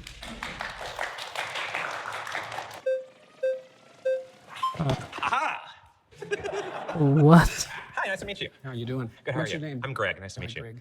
Okay, so I feel like you're getting at this idea of polysemy, where we have multiple related meanings for a word, right? Like, for example, a famous painting can be emotionally moving in that it changes my emotional state. And when I was on the highway coming here to the studio, I was physically moving. I was changing my position. If I said, I believe the Mona Lisa is very moving, and you said, you don't really understand what you're saying, it's nailed to the wall, I would say that you're the one who doesn't understand what I'm saying, not the other way around. And the way that relates to this is there are many concepts of God, and I'll admit, I find a lot of what you say about that interesting. I'm familiar with it. The idea of this kind of Jungian hierarchical thing, or as a metaphor, or a symbol, or the kind of, atheist, materialist, literalist idea of a agentic, omnipotent, omniscient being that intervenes in reality, right? So when I'm saying that I reject the concept of God, I'm aware of these other definitions of God, but I think that when we use words, we tend to only imply one meaning at a time. So the same way that I would say the Mona Lisa is moving emotionally, but I would not say it's moving physically. I would say I reject the concept of God in this very literal way. But What literal way? the way that God is this omniscient, omnipotent, agentic, supernatural being that sent his son down and has, caused miracles and all these things like that. The idea of God is Do you like, think that there's an underlying unity of things? could you explain that question? Well, scientists, for example, believe that science unifies in a comprehensive theory. Do you, yes, no, or that know there are that multiple competing truths? Those are the options. Either things unify or there are multiple competing truths. I know that, for example, like in physics, people are looking for like a theory of everything. And why do you think they're doing that? It's interesting, it's helpful. But they also believe that there's an underlying unity to things. In a sense, yeah, like the material world and time and space are probably governed by universal laws and principles. Partly that, yes, yes, but that the same thing might extend to a broader domain that would include imagination and value. Could you help me connect that to the prompt? Well, I'm trying to define God, the God Yeah. that I don't think atheists do a very good job of defining. Here's another question for you. What do you think guides you in your determination of whether or not what you're saying to me is true? Can we go back? Can we stay on what we were talking about? We are. Okay. You're just uncomfortable with the question. No, I feel like Oh, you just what kind of was this go question? back. Can we? In your determination of whether or not what you're saying to me is true. What do you think guides you in your determination of whether or not what your job of defining? Here's another question for you. What do you think guides you in your determination of whether or not what you're saying to me is true? Can we go back? Can we stay on what we were talking about? We are. Okay. You're just uncomfortable with the question. No, I feel like you're just kind of throwing different spaghetti at the wall. I'm not. Okay. I asked All you a right. very specific question. What is it that you think guides you when you're talking to me to help you determine whether what you say is true? Logic, memory, reasoning, sensory information. How do you distinguish that from being governed by something that's false? It's an interesting question. How do you know the difference when you speak between what's true and what's false? So you can imagine Infer, right? I can infer. I can. from what principles? So, and what are you getting at? I'm getting at the fact that your conscience guides you. Is that Okay. reasonable? Conscious is defined by Conscience. my empathy and my reason, or my foundational. Define it any way you want. Okay, so that's how I'm defining my conscience. Is my my conscience Okay. is my sense of Right and wrong. Yeah, exactly. Yes. Yeah, Where yeah. does that come from? I would say that comes from an evolved capacity to empathize and a recognition of the benefits of engaging with and nurturing that capacity. And then that empathy is constrained and guided by reason, right? Like, for example, I am driving down the highway, there's a kitten in the road. I'm going to empathetically feel, oh my God, I want to save the kitten. But then reasonably, like, I'm going to get hit by a car, right? So that's sort of the process through which I make ethical decisions. Okay, is how do empathy you- constrained by reason? Do you think that people can differ in their response to something empathically? Yeah. Like, Is there a mediating principle that can tell you one person who's empathic and another person who's empathic that disagree, who's correct? interesting. Yeah, I mean, I think that's where we'd have to, talk it out, right? We do that in real life all the time when we have, whether that's a discussion with a friend about the right thing to do in a situation, whether that's a policy discussion about law, right? That's where we can converse with each other, think about things, explain our perspectives, and then kind of reach a conclusion, right? That I think we do that all the time. So Elijah, the prophet Elijah, defined God in the Old Testament as the voice of conscience within. Okay. That's a definition. So you're saying by that definition of God, I guess, see, this kind of goes back to what I'm saying initially. I'm where- not defining it. Elijah Okay, defined so it.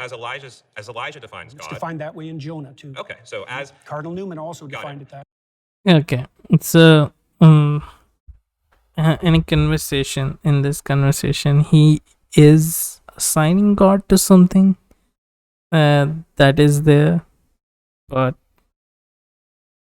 yeah, he is assigning something else that is the God, but is that what people believe in though? That's the question, right? I mean, yeah, books have written a lot of things. The thing is, a lot of religious people sort of just go deter away from what book says or something. So there's that.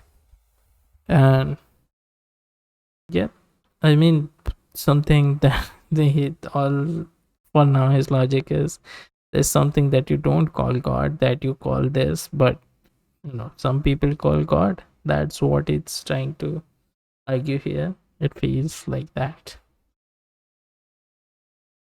as I'm sure you know many people who've defined it that way, and it's impressive. You're a very knowledgeable person. I'm not trying to be impressive. I'm okay. just pointing out to you Got how it. God is defined in the Old Okay. Testament. All right. So to respond to that, I do think there are lots of interesting ways to define God.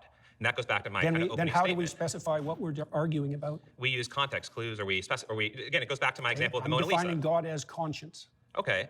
So that's interesting, but then you're kind of expanding the meaning of No, God. I'm not. That's how it's defined in the Old Testament, Okay, in so- Elijah and in Jonah. Sure. So whoever, so It's some. not whoever. okay. Elijah is one of the Okay, major all right, Old Testament all right, prophets. all Right? right. He's equal in stature to Moses. Okay. Okay. Right now, he took one definition of God. He kind of sticking with that. Okay. Let's see forward. Right. So it's not arbitrary. All right. So that is interesting, but it's not relevant to the context with which I am using the term God. It's directly relevant. Atheists reject God, but they don't Right, but understand what they're rejecting. you're You being- accept conscience as a guide, and conscience is one of the defining characteristics of I think- God in the Old I Testament. think you're being intellectually disingenuous In what way? because I again, asked you if you believe that conscience guided you just you. asked me a question and then you stopped me from answering it. In this setting, you understand the way I am using the term God and belief. Not and in then the you're- least. I don't understand how you're using it in the least. That's why I'm trying to define it. My definition of God as conscience is a lot more precise and oriented than your definition of the Okay, God that you hypothetically. Now he comes to his definition of God. He's fighting with his definition of God, something that exists, an idea of consciousness. He believes that as God, and he's fighting with atheists who knows that thing exists but they don't call it God. Okay. That's what the whole thing going to be? Yes, like I mean, he is very big fan of Old Testament for some reason. Uh, yeah, let's see. He's still in the fantastic. He not fantastical. He's yeah. He's just taking something that exists, something that is sort of an idea that people don't understand, but no kind of there. Like everybody kind of agrees is there. He's just taking and saying, yeah, that's thing that's what the God is. Okay. disbelieve in. It's irrelevant to the fault lines of this debate. How is it irrelevant? Because in common parlance, when we're talking about atheist, God, belief, not belief, I we're don't not care talking. about common parlance. I'm trying to get to something fundamental. I think Okay, now he centers himself here. Okay. your point is irrelevant to the way that people tend Which to use point? these words. Your point that there are these polysemous I didn't ideas make of that God. point. You did. I made a specific characterized point. it. So he is fighting for his idea of God now. What his idea of God is. But I mean, after that, what's the point of this debate then? Like, what is the point of? He has some own belief of what God is, and what he's talking about, the general belief of God, that is like some higher power that is there, kind of moving things into different directions, just controlling something. He's talking about that God. They are talking about two different things completely. What's like That Right. God was associated with conscience. I just feel like you kind of retreat into the semantic fog. I'm not retreating at all. I'm advancing, sir. You are retreating. All right. Well, it was very nice to Yes, meet you. I nice to meet appreciate you the too. conversation. Yeah, it's very brave of you to do this. Thank you. My next claim is that there's also the two commentator that I see usually. morality and purpose cannot be found within science. Yeah. What is up, Mr. Canada? How you doing, man? I'm doing great. What's How are your you? name? Brian. I think it's interesting that you say that morality and purpose can't be found in science. Actually, No, within science. within, sure, Yeah. sure. Purpose, I actually grant you, because purpose is subjective, right? Unless you want to boil it down to purpose of life is just to procreate, right? Sure, whatever. Morality is actually something that we do see. Okay. But the purpose that is told in religion that he believes in, that is, I'm not sure. I think Old Testament was very, I don't know. I know a lot about Old Testament. Now he can. Is that it? Let's see. We actually have examples of Neanderthals and older individuals found in a tribe, missing an arm, missing teeth, still alive somehow in his 40s, 50s, right? Typically, you're a Neanderthal, you can't eat, you can't hunt, you die, right? But we know that members of his tribe were taking care of him, right? So we know that at some level, early in our evolutionary history, we actually developed altruism. Yeah, kind of. I do. I mean, this claim is true, but considering that he believes in like a religious book, I don't think religious books have a lot to do with, like, a lot of religious books don't. The purpose they give sometimes, like most of the time, just did get derailed.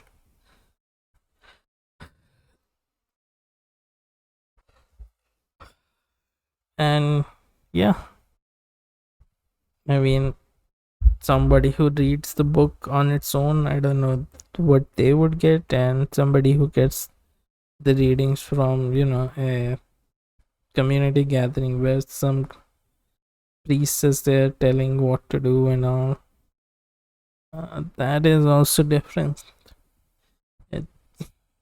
The conversation has like where will it go? I mean, okay, science doesn't have purpose. Science isn't there for purpose. Science is there to understand what's going around, what just observation, and trying to find and guess how things would go. take observation and make a theory, and from that theory test those theory and see if that theory is correct or not. That's kind of what science is. Science doesn't claim to be religion. I mean, some people might think that as a religion, but science in general just, helps things out.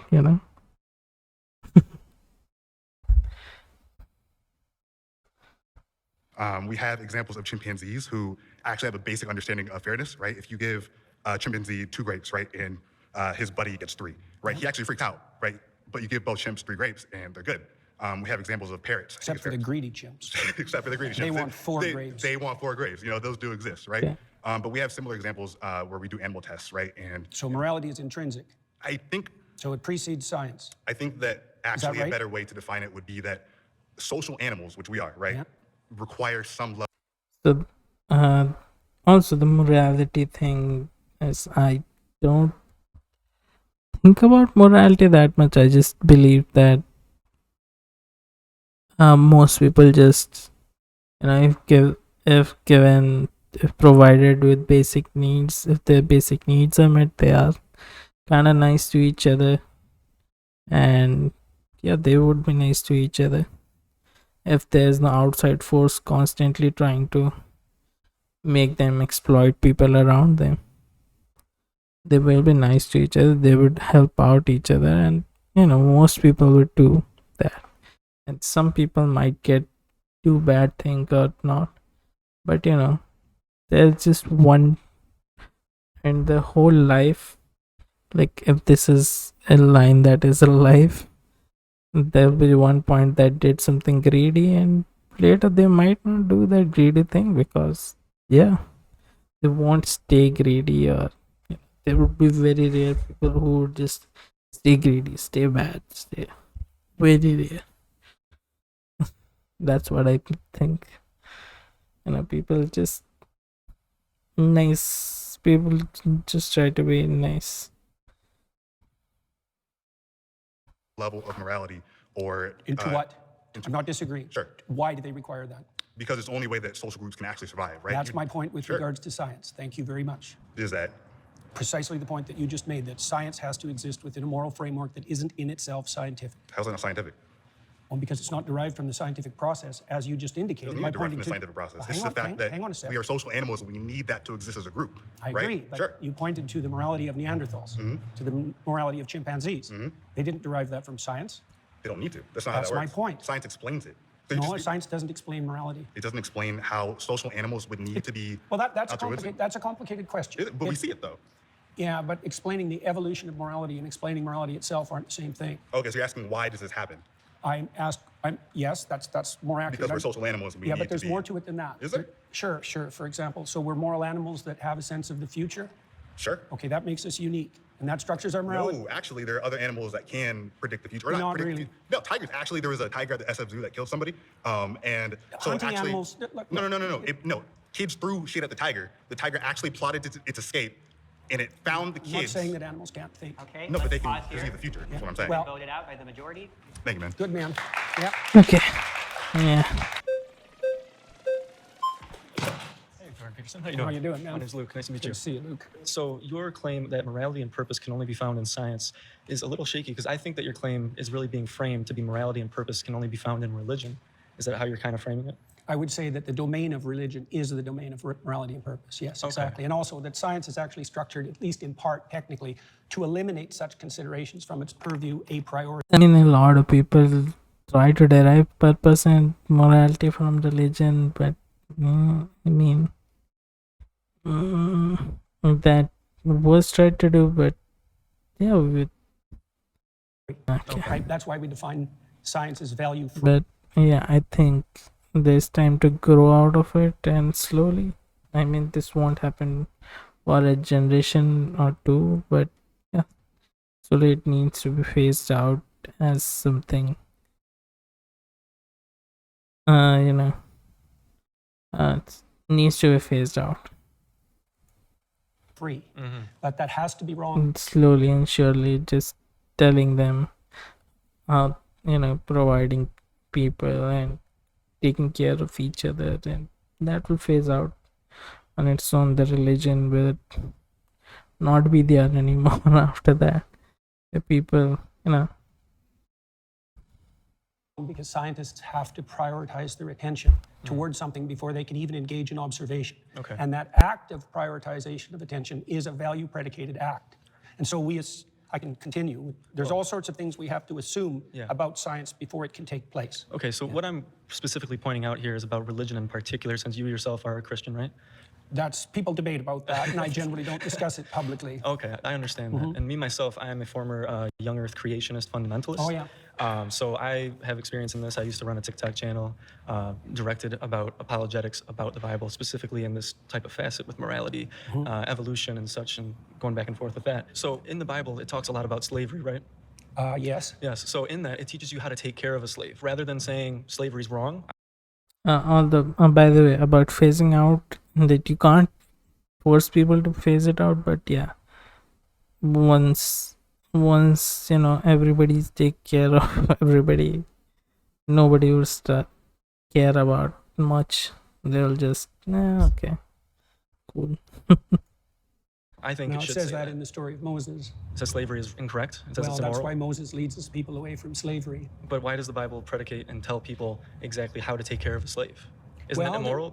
Wouldn't you say that culturally we've evolved as a species, as he said earlier about empathy? Yeah, I would say that the reason we evolved, so to speak, away from slavery was because the West was founded on Judeo-Christian morality and the presumption that every I person... mean, the question remains: would he be okay if religion phases out? That is the question here.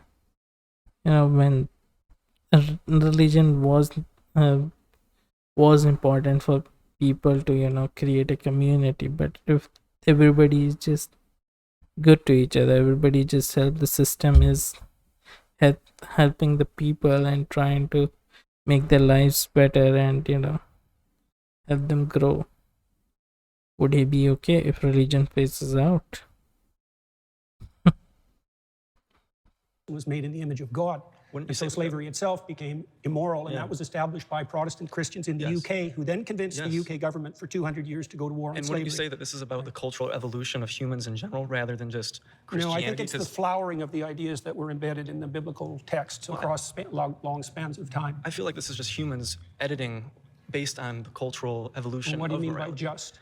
Just? Yeah, just humans. Well, Mm, humans. Editing. Well, Yeah. based on culture and history, right? We get better. Well, they and- did do it based on culture and history, but Yes. culture and history have their foundations too. So Well, yeah, but we're talking about slavery. So many people bolstered it based on the everyone, Bible. ex- Based on the that's- Bible, they that's looked at much it and less they true. justified it in the United States and the Deep South. They justified slavery Yeah, but based the on main the Bible. thrust of Protestant thought in particular was stringently Yes, against slavery, which- and it was about the only Yeah, the Protestant one, but the religion get used to sort of propaganda, and I think it is understandable to say that religion can be used to spread propaganda, sort of radicalize people into believing something that is there by constant changing things up and doing misinterpretation, and that is prone. Religion is prone to that. only movement in the history Yes. of the human race that Yes. had an anti-slavery direction. which was driven by humans and their Well, that's understanding one of way of morality. looking at it. Well, it depends. It's the same with women's suffrage. I mean, women's in the patriarchy. What do you mean it was driven by humans? Humans drove slavery too. Yes, exactly. So there's no argument there. If slavery and anti-slavery were both driven by humans, what does your claim that they were driven by humans have to do with it? evolving There was a morality specific. based Okay, on the culture that within the derailed for society that they now. live in. Okay, So fine. with I women's think that suffrage did. as well, That it's is a very similar derailing. topic in the Bible. There are denominations in Christianity, such as Pentecostal movement, which do bolster women to be pastors, right? Which I think that's a great thing to do. But most like to disregard Where do you women. think the idea that human Also beings were about sufficient? religion sort of bringing community together is also an idea by B.R. Ambedkar, who made his own sector, his own version of Buddhism, where he denounced the fantastical nature of the stories and about Buddha and all, and he wants to keep he talks about Buddha as being a person who was a teacher and not a god or anything. Buddha was a teacher who try to create a better and just community where people take care of each other. So he made his own version of a religion, and yeah, there are a lot of people who converted and believed in that. Where social justice is like very much of a priority in it. I mean, yeah, that is one example of a religion being used for something, positive. There's that, but equal to all vote and not be slaves came from? Humans. Yeah, but so did the idea of slavery. So did the that's idea of God. Fine, but what's your Yes. point? Like, you're not making an argument. You're just saying all thoughts come from humans, Yes. regardless of the thoughts. It's not driven by a higher power. It's driven on our experiences Define as higher. humans, which is what is best for all people. Is it driven by conscience? It could be. see, Which he conscious came is back also to conscious. He, in his head, conscious is God, but he is talking about the general idea of God that is believed, that dictates how everybody lives. And from previous conversation, I can sort of think when theory of everything was being talked about, like, I guess he believes there is a higher mind kind of something, or there is a hive mind, something that sort of dictates how everything goes. It feels like that. Let's see. something that has evolved over time. And I What think that's is- What's something the that does evolve in morality and empathy. Okay, I don't understand the point that you're making. My point is that God influenced slavery. People looked at the Bible and went, this is moral because God says so, just like women's suffrage. There's lots and of just like homosexuality. all human societies were slave owning, so you Yes. can't blame that on the Bible. If humanity decided Oh, wait, address that first. What, about All slavery? human societies were slavers, so you can't blame that on the Bible. well, you can say it bolstered it. Well, not if you look at the broad sweep of history, because it was the Protestant Christians Based in on the their UK. interpretation of the Bible, It was the Protestant which Christians. evolves over time. Let's pause there. You've been voted out by the majority. All right. Well, it was great talking Yeah, with you, nice sir. talking to you too. Yes. Okay. Dr. Peterson? Good to see you, man. Pleasure. What's your name? Brian. So the first thing I would like to say is I would like to engage in this discussion in a symbiotic manner. I would not like to engage where there is one clear winner and one clear loser. Emotions are activated and ultimately comes about ego. So I'm just saying I'm really trying to understand your position, and I would just like you to really try to understand my position. Deal. Okay, sounds good. With that, if you're saying that morality and purpose cannot come from science, is the opposite of that true, that morality and purpose can only come from God? That's a way of defining it, yes. Okay. That's right, that's good. So I would say that with regard to the first claim, say, atheists don't understand what they're rejecting, Okay. as I would say, by Now, considering that he talked about how God is consciousness, so he's just saying like morality comes from consciousness, and yeah, okay, that is like, you like, he sort of overcomplicated his own belief by putting God in something that and it's essentially just trying to pick a fight by saying something dumb, like his belief is just an engagement bait.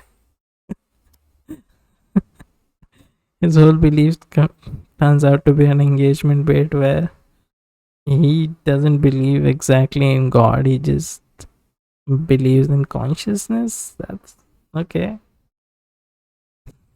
definition, People would hear God and would fight him. God is the unity upon which moral claims are based. That's a Okay. definition, right? Okay, if there is a God, what is the purpose of life? Well, in the Christian tradition, the purpose of life is to engage in voluntary, upward, self-sacrifice so that the kingdom of heaven can be established on earth. So you're trying to make it to heaven and avoid hell. Yes, that's Okay. a good way of thinking about What it. is the purpose of heaven? You understand? So here's the deal. At We minimum, can. at we Okay, can get to it. okay. He broke through. He broke through a bit.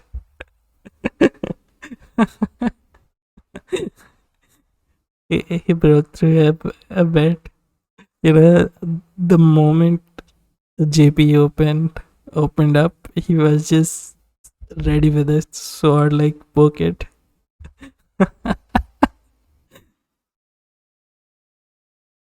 It's the opposite of endless suffering. How about We that? can, okay, and so should we not try to achieve infinite suffering on planet Earth? And if we can achieve infinite suffering on So yeah, he believes in the idea of heaven and hell. And that's the fantastical things he believe in.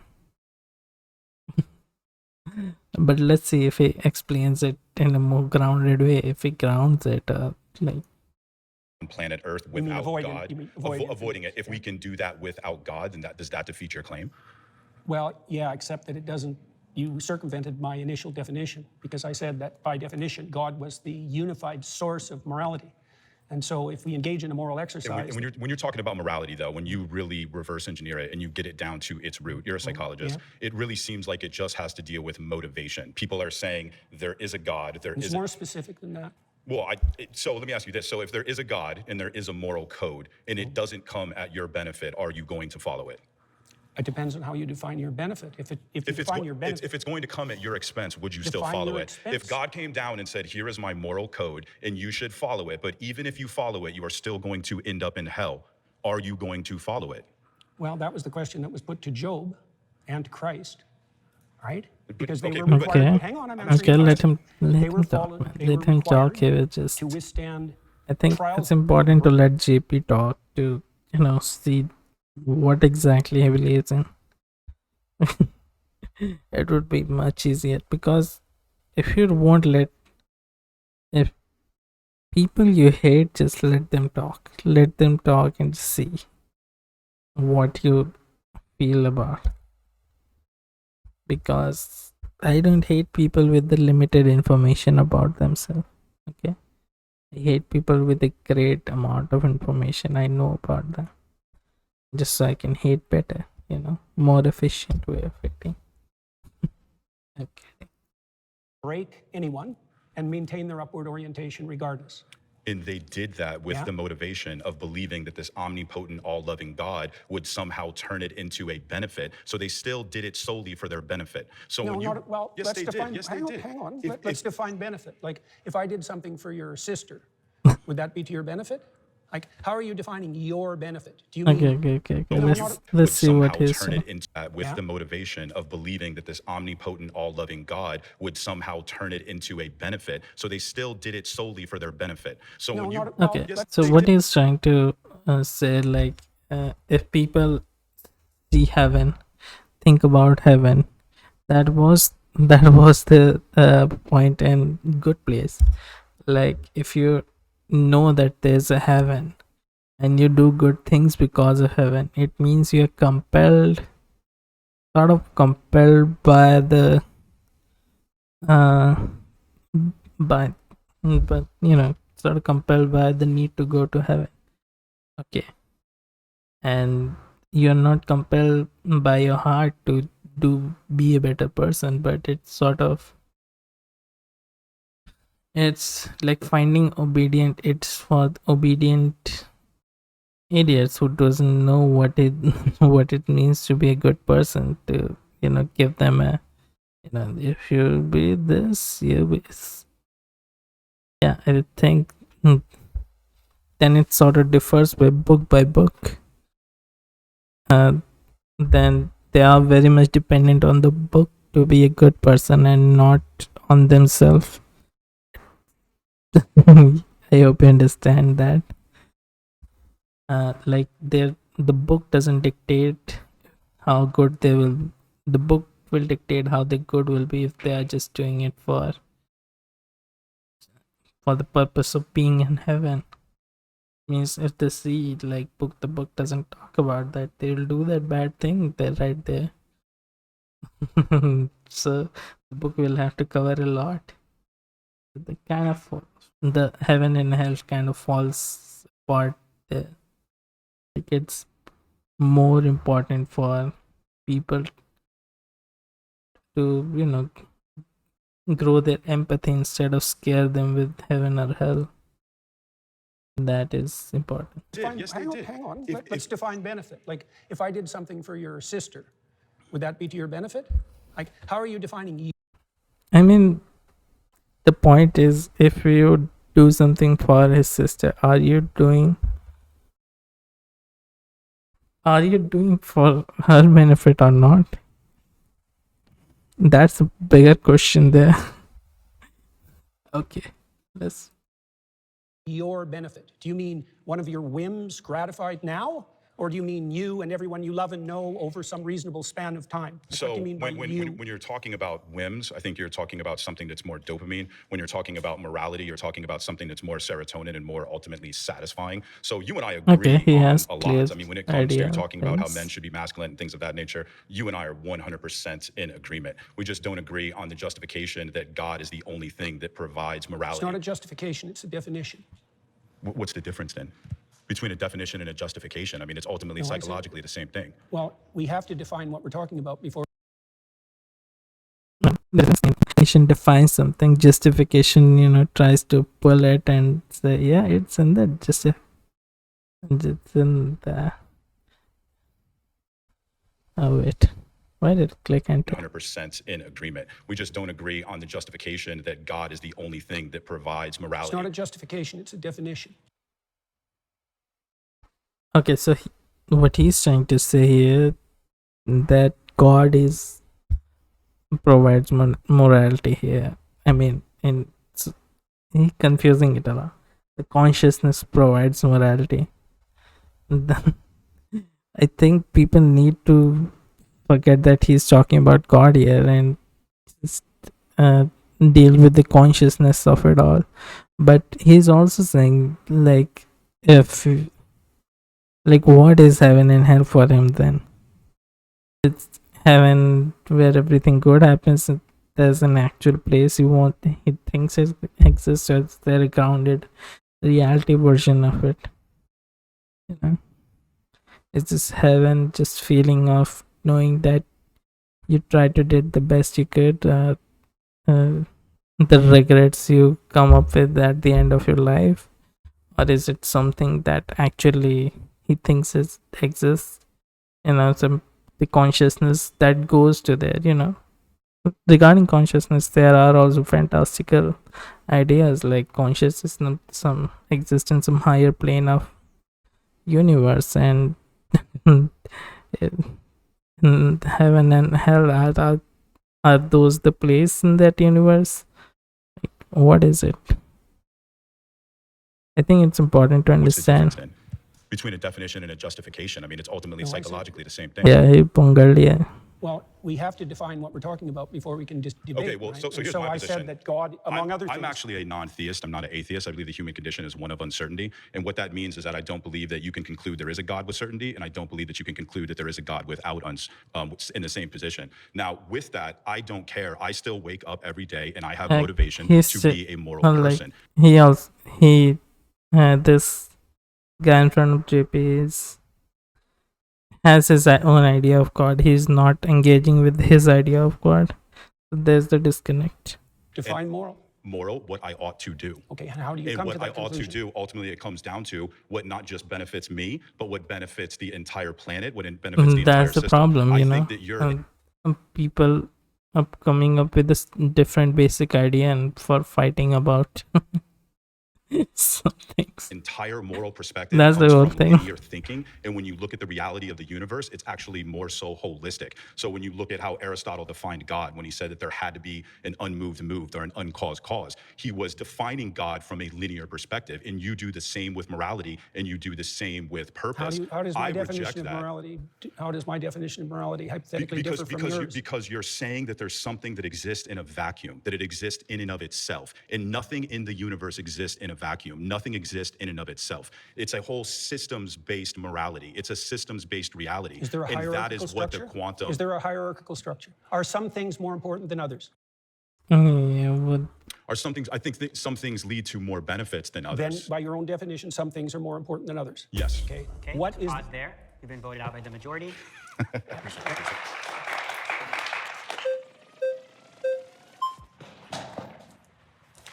How you doing? Nice to meet you. Nice to meet you. I guess since Okay, what you is it? said morality and purpose cannot be found in science, it would just depend on like I don't remember his own name. Okay, I don't remember his own name. what you're referencing. If you're saying a description of your psychological preferences would be considered within science, sure. But I don't think that you have to say that it comes from science in order to be like an atheist. As an agnostic atheist, I don't know if God exists and I don't believe that a God exists. And the only ones that I would really reject would be like the all-knowing, all-powerful, all-good, perfect notion of God that plenty of Christians like prescribe themselves. So I guess How is that relevant to this claim? you're basing a position of morality and purpose in some like notion of God that isn't the same type of notion of God that typical Christians would prescribe. Your notion of God is What typical Christians? yeah, typically when I talk to Christians, they say that they believe in an How all-knowing. about Cardinal Newman, who defined God as conscience? He's a major influence on all of Catholic social theory. How about that Christian? Sure. So do you believe in the all-knowing, all-powerful, all-good notion of God? What do you mean by believe? Do you think it's true? Okay, yeah. That's the circular definition. Yeah, I saw that clip. Yeah.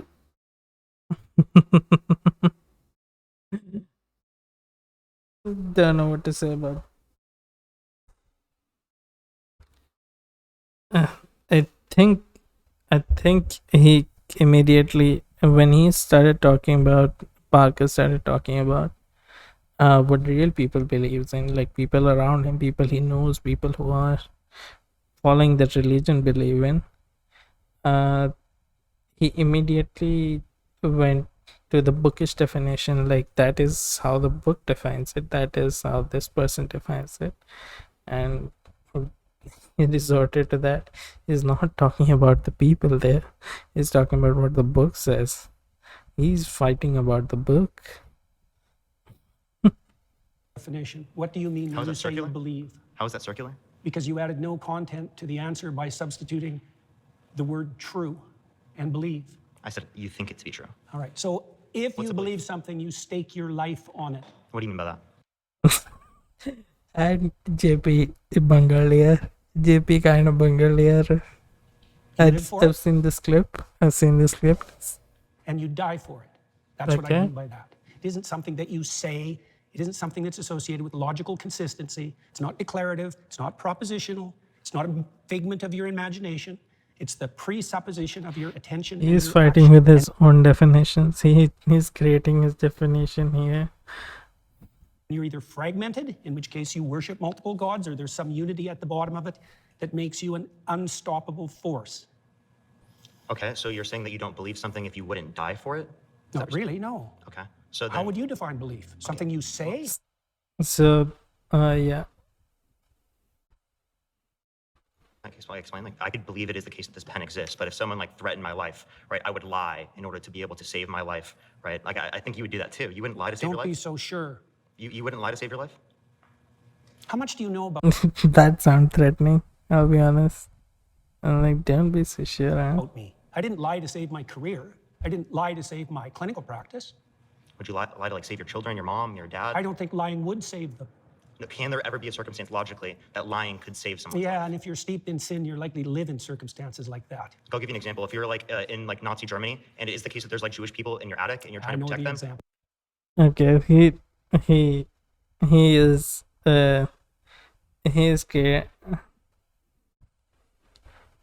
he's trying to find a hole in his definition, but he's a guy who doesn't want to give a hole in this definition. What the fuck am I saying? And he's very defensive of the definition, and we are going to see it how this how this happened. He's so defensive of the definition that he is.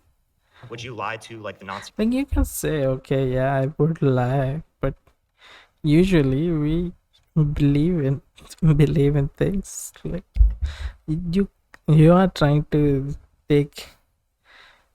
you are completely taking away the flexibility of something. Belief is something that's, not very definable, but you can sort of create a definition to tell somebody what it is, but if you try to define belief in a circle, like this should be what belief should be.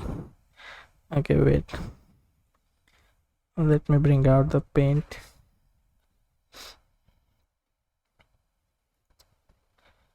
He is kind of guy who's trying to define something that are not very definable, right? He's saying belief. He's trying to define it into one thing, that this is what belief can be. Okay, but belief is an idea, right? It's something you just in general just keep in, think about that thing that's true. If somebody says that true, you will feel that's true, and you would say, yeah, that's true. Similarly with consciousness, he also sort of whatever conscious that is, I think he also defining something that's not really that defined thing, but it's just something we feel. He's trying to define feelings here. Define the things, just feelings aren't defined. It's just I would have done everything I bloody well could so I wouldn't be in that situation you to begin with. It's a hypothetical, and it's okay. About that. Wait, let me just back. In like Nazi Germany, and it is the case that there's like Jewish people in your attic and you're trying to know protect the them, example. would you lie to like the Nazis? if I they're would have asking? done everything I bloody well could so I wouldn't be in that situation you to begin lie? with. It's a hypothetical, and it's You not can't answer answered. Okay. So he's so defensive of his definition that he was like, okay, I won't be in that situation. I would put. So who would be in that situation? And usually people who were born at that time, people who were nice, people who want to save the people they know, like save people from getting taken away, save their neighbors and all, save the people they care about. These were the, I mean, if you watch Jojo Rabbit, that is it. And what he's trying to do is what he's trying to do here is like saying I would never let the situation arrive. Like he's just saying, I would, if I was born in Nazi Germany, I would leave. I won't be a good person. I'll try to save people I know. I won't. Okay, like why is so defensive about your own definition? He's just like, has written that it's not some belief is not something written in stone, but you can be flexible about things. He's very he doesn't want to be flexible about the word belief. For him, their belief is something deep. Hypotheticals? No, I can't answer a hypothetical like What? that because Did it's you eat far. today? Look, Did you eat don't today? play games. I'm not playing games. I'm just Yes, asking you if are. you ate it. If you present me with an intractable moral choice that's stripped of context and you back me into a corner, you're playing game.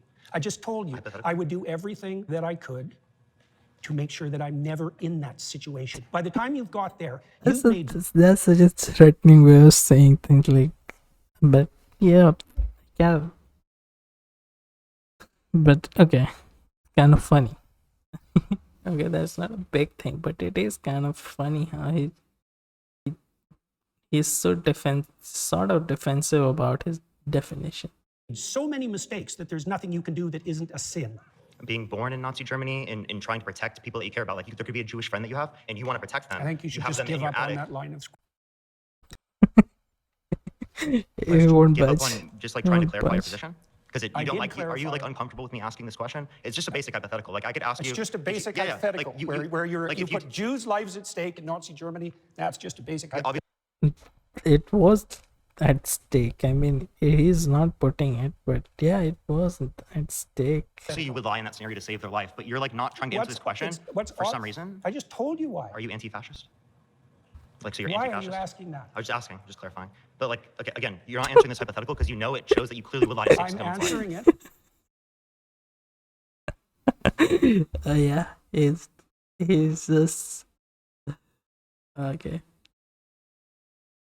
In a Obviously, that's manner not you what truth don't is. find acceptable. Obviously, This, 'cause this is funny section.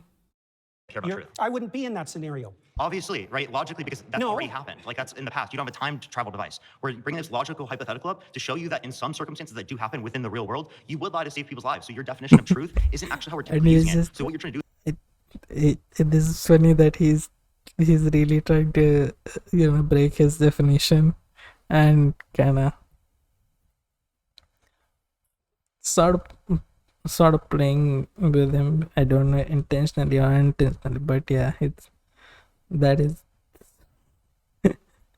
sort of playing that this definition. is you're trying to muddy the waters. When I ask you, like, do you believe this? Do you think this to be true? So you don't actually have to answer the questions. And plenty of Christians don't like that because they clearly see He's that so you don't mad. really want He's so mad. He's so mad about the belief, the definition of the belief that he holds in his head. to be associated with I can Christianity. with that imagine respect. that I was in a situation where the best I could do as a consequence of my previous mistakes was to tell the least amount of lie I could manage. But that would Okay, is he angry about telling a lie?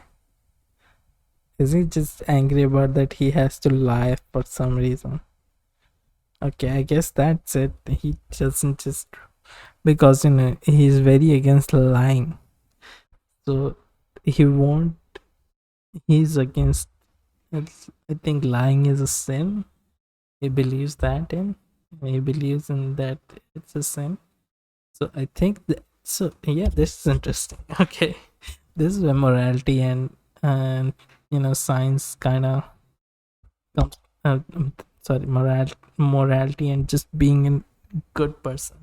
These two doesn't mix, because to be a good person you can't always be moral. You cannot always be following your beliefs. Sometimes you kind of have to go against it. There will be situations that you will have to go against it, and you cannot be just stoic about it just to help people. You kind of have to do things that you don't like to help people around you. Morality falls apart here. I mean, I don't believe in some kind of morality. I just believe in being a kind, good person to people around me, and for that, if I'll have to sacrifice my morality sometimes, I might. Based on the situation, it depends on the situation, right? likely indicate that I had made all sorts of catastrophic errors on my way. I mean, somebody would say doing this is a bad thing, but it's sometimes this would, in a realistic situation, that if sometimes doing that would help in the longer run, and I would help people around more, then that would be something I would have to think about. I mean, I might be willing to do that thing. Yeah, it depends on situation to situation, but yeah, morality cannot be something you can't break, because sometimes if you stick with the morality, trying to be moral, you might end up being a tool for fascism. There. So Right. you would lie to save someone's life. So again, you do believe it to be true in that circumstance, even though you lied in that scenario. Like he, So Not clearly that's without not the what you see to be context true. he's that I sort put it in. of. You were not willing to I die for it. You said- were not willing to let other people die for it. So that's not what you see to be true then, seemingly. You're doing exactly what I said you were doing at the beginning of the conversation. You're generating an impossible, restricted, hypothetical with no precursors to back me into a How is corner. it possible? Is there something contradictory about it? Nice to meet you. Yeah, nice to meet you too. Yeah. He's angry. He's so angry about it. Where's the guy that kind of annoyed him? Okay, I do want to hear out.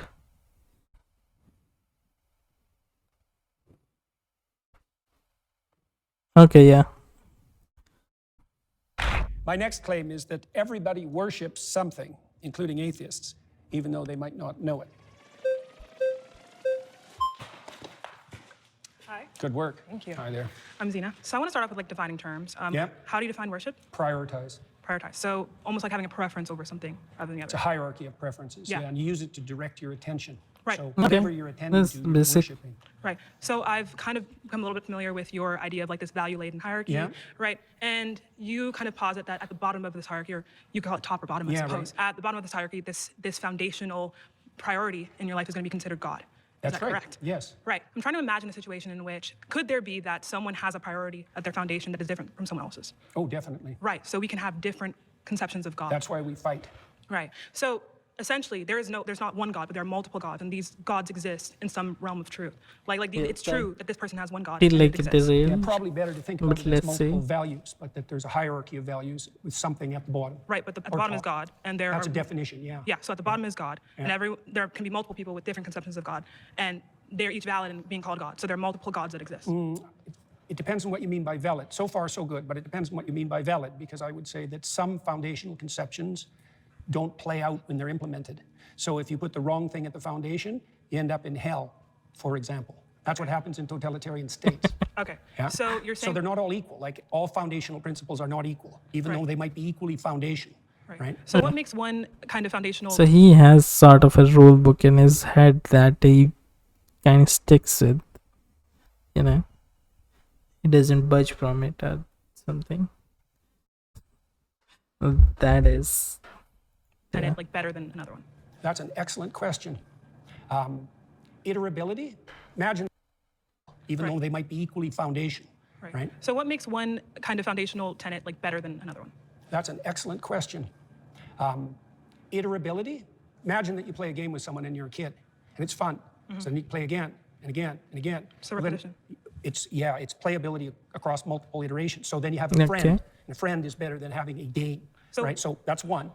Breadth of application is another. So if it's just for me now, it's not as good as something that would be benefit to both of us across time. Right. So we're explaining like characteristics that can be applied to like these types of like foundational values. But Mm-hmm. why is it that this iterability makes it better? And what does better mean? Well, one hallmark of better is likely to be selected voluntarily. So it's invitational. Another descriptive kind of quality. So we're talking about He has characteristics. some sort of scientific way of looking into a religion, you know, like rules and law. There is that. He hates science. Oh, I'm kidding. That in some type of system with a goal, an output being like, we could maybe say happiness, right? Or some type of Harmony. Harmony, Yeah, right? that's better. Not happiness precisely, because it's too short term. Exactly. Mm-hmm. So as someone who is an atheist, right, I can explain that within a system, there are things that we can see as better or worse to meet this goal or meet this output. But what we're interested in, though, is what could make these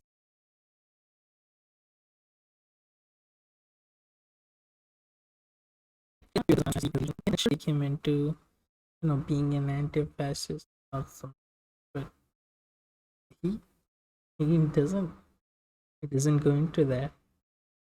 Why he doesn't go into that? That's the question now. things, regardless of any system, right? Well, imagine that you set up a system and you implement it and it produces the opposite results to which you intend. Oh yeah, that's not a good system. Exactly. Right, so the foundational principles are lacking because when you implement them, the game degenerates instead of moving towards the aim. Right. Okay, So we're talking about okay. within a system. That when we talk about something being moral, right, just absolutely moral, it means that without a system, right, this thing is simply moral with no reason. Like, stands independent, this thing is good. So I'm trying to figure out if such thing can exist. And if so, do you believe that these things are moral in of themselves, like self-evidently moral, or are they moral in accordance with the system? I can't define them any more accurately than I already did, really. Okay. In regards to morality, when we talk about the divine, when we talk about God and religion, these moral tenets and religion, right, and God exist as good because it is God, right? So it's self-evident, right? Without any kind of goal or output, this thing is good. So I want to figure out how... There's an element of that that's true. So, for example, in the story of Job, Job is unfairly tortured in consequence of a bet between God and Satan. So Job is emblematic of someone who's being hurt for no apparent reason. Okay, so Job's response to that is that he refuses to lose faith in himself, and he refuses to lose faith in the ultimate goodness of being. Okay, and those are axiomatic decisions. They're not exactly evidence dependent because he is. That is interesting. Like I said, these are sort of like the belief of that would be hope, right? Where he takes it, let's see. suffering, there's an arbitrariness in that that's reminiscent of what you claimed. So I'm essentially trying to figure out, do you believe that something can be good, like stance independently, something that can be good? I don't know what you mean by stance independent. so you I mean mean- independent of people? Independent of people, we can use that, or more so, I want to be more specific, something that can be good, right, regardless of any end goal. It's just good. No, I think good is tied up with goal. Goal, okay, I completely agree. So in a sense, this is Okay, so it means good is tied up with a goal. That he believes in that thing. That's why the religious goal in Christianity is the establishment of the kingdom of heaven on earth. Yeah, he constantly goes to the heaven and hell kind of thing. Constantly, he doesn't have a definition of being a good person. I am seeing that whole.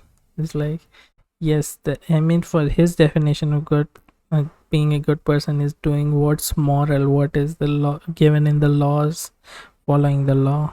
I guess I see why he's not anti-fascist. Okay.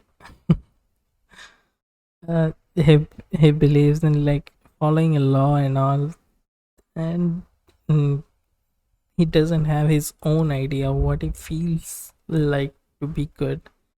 For him, he wants to stick to a given law structure. It doesn't. There's that. On earth. It's goal dependent. okay, right. So it's in reference to a goal.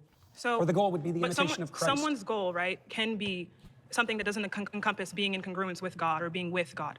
No, the thing that they want to be in Oh, congruence. right, okay, Hang it on is a God. second. That's right. Sorry, That's right. I That's good. That's corrected great. The thing they want to be in congruence with is fundamentally equivalent to their So God. what makes someone a Christian and what makes someone not a Christian? What makes, like that's what I'm trying to figure out. Because That's a good question. yes. Yeah, well, probably the deepest answer to that is willingness to shoulder your cross voluntarily and trudge uphill regardless of circumstances. Okay, so someone can have a God, because in your definition, your first preference, that is God, right? So someone can believe in God, right? Oh wait. So does it mean like following what's written in the Bible, without thinking if it's going to yield the result that is required or something?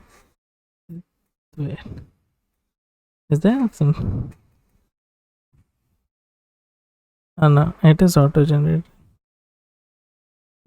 Now let's see.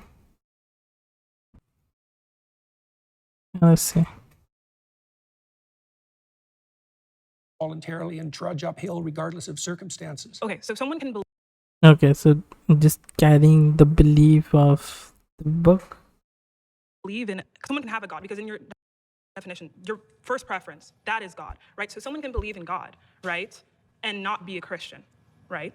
Yeah, well, there's a statement that Christ makes in the Gospels. He says, not everyone who says, Lord, Lord, will enter the kingdom of heaven. So not that they're even saying that they believe in God, but they I just... know, but that's why I'm saying this to you, is that Christ himself points out that there's a difference between people who say they believe and people who act it out. And the fundamental issue is the action rather than the stated belief. But he also says that, to be saved, right, you must believe God has died for your sins, or that God has resurrected in some way. So it's like, I don't necessarily think that we can take from the Bible and say that, like, acting in accordance with God necessarily means, or acting in accordance with, the principles of God, like, for example, sacrifice, like you talk about, means that you are Christian. I don't see how you can get that from that interpretation and then, kind of justify it as the truth. I don't think that the fact that you sacrifice is sufficient to make you Christian. So can we repeat once again what you believe makes Okay. someone Christian? He believes in the book. He is talking about believing in the cross and taking it across the hill even after whatever bad things happen. That's what he feels like he said, but he can have different meaning because he start to just pick apart everything. I think for the person who's trying to like pick apart everything, he shouldn't be using a metaphor, because metaphor can be interpreted more than one way. Let's see. Like, There's many things, but one of the most fundamental is that you believe that the cosmos itself is founded on the principle of voluntary self-sacrifice. Best founded. Let me offer you a contrary example. So I could assume that power rules. And so that my assumption would be, if I can make you do it, I win.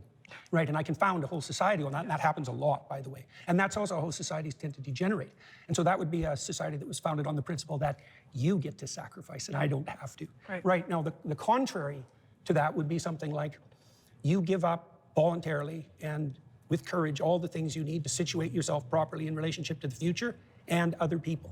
Right, so then there's a harmony. That's why I talked about harmony earlier. So you navigate your life, right, in accordance. Wait a second. There is something.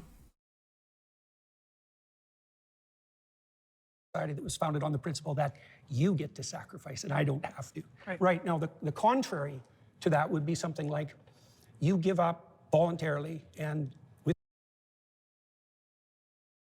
So the system, it's sort of saying that if a system is like wanting you to sacrifice a lot, instead of fighting against it, you just give up voluntarily, and then yeah, you will be happy.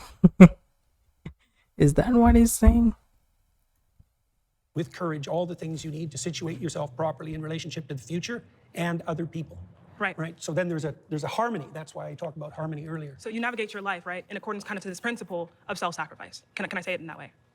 Yes, you can definitely say it that way. That's exactly right. And navigate is the right term. So someone does not have to have any awareness of Christ, of the story of Jesus, but let's say 60% of their actions, right, or more, whatever kind of metric you want to use, are in line with this self-sacrificial. The Christian thinkers of the Middle Ages. Also, talking about morality is very, for more about me and less about people around you. I guess there is that. And he isn't talking about doing good for people. He's not focused on that. He's more focused on following a set of laws that he has been given. I mean, yeah, he says a lot of things, but at the end of the day, he believes in following a set of laws that is given to him, and he wants others to follow him blindly like he did. But even though sacrifice themselves for it or something, I guess he's trying to say that. Dealt exactly with that problem when they were talking about the pre-Christian philosophers, for example. And they noted the similarity, let's say, between pre-Christian Greek thought and later Christian thought, and presumed that there were moral actors outside the Christian domain. I am also just constantly trying to break down what he believes and what. None of what I'm saying here are concrete, but is sort of I'm just trying to build something with with the bricks he's giving me, and he's telling me how to build it, but I'll see what idea end up with. Well, to some degree, again, that's a matter of definition, because they wouldn't be proclaiming Christian propositions, but they're acting out the pattern, right? So imagine that somebody can be doing the Christian things without knowing that they're doing the Christian thing if they're just following the morality full of it. Christianity would involve a dozen things, and you can imagine someone who knows nothing of Christianity, say, acting out 8 of them. Right. So then they'd be 8/12 Christian or something like that. Christian. Well, but to be like a full Christian, the guy who fought with him is right here.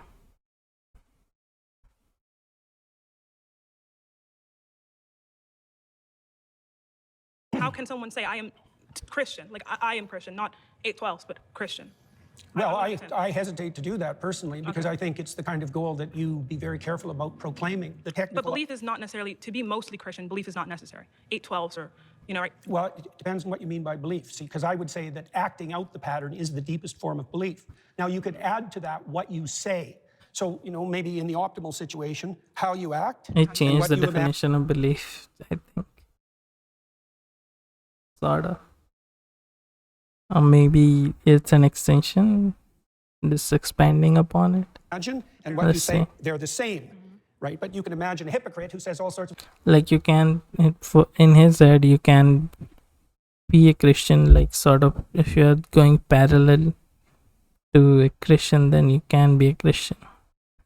Wonderful things and does nothing. And you could imagine another person who acts in a very positive manner, but proclaims nothing. So what I'm kind of seeing is like a descriptive, a really comprehensive but descriptive analysis of human action, human thought, and by which we can characterize people and put people in boxes. But I don't see Why in boxes? like, when I say in boxes, I mean like I can categorize you based on your actions, not based on necessarily what you say, but based on your actions that you are more so or less so Christian, right? Things like that, right? So we can categorize people as Christian. Well, I would say more or less voluntarily self-sacrificing.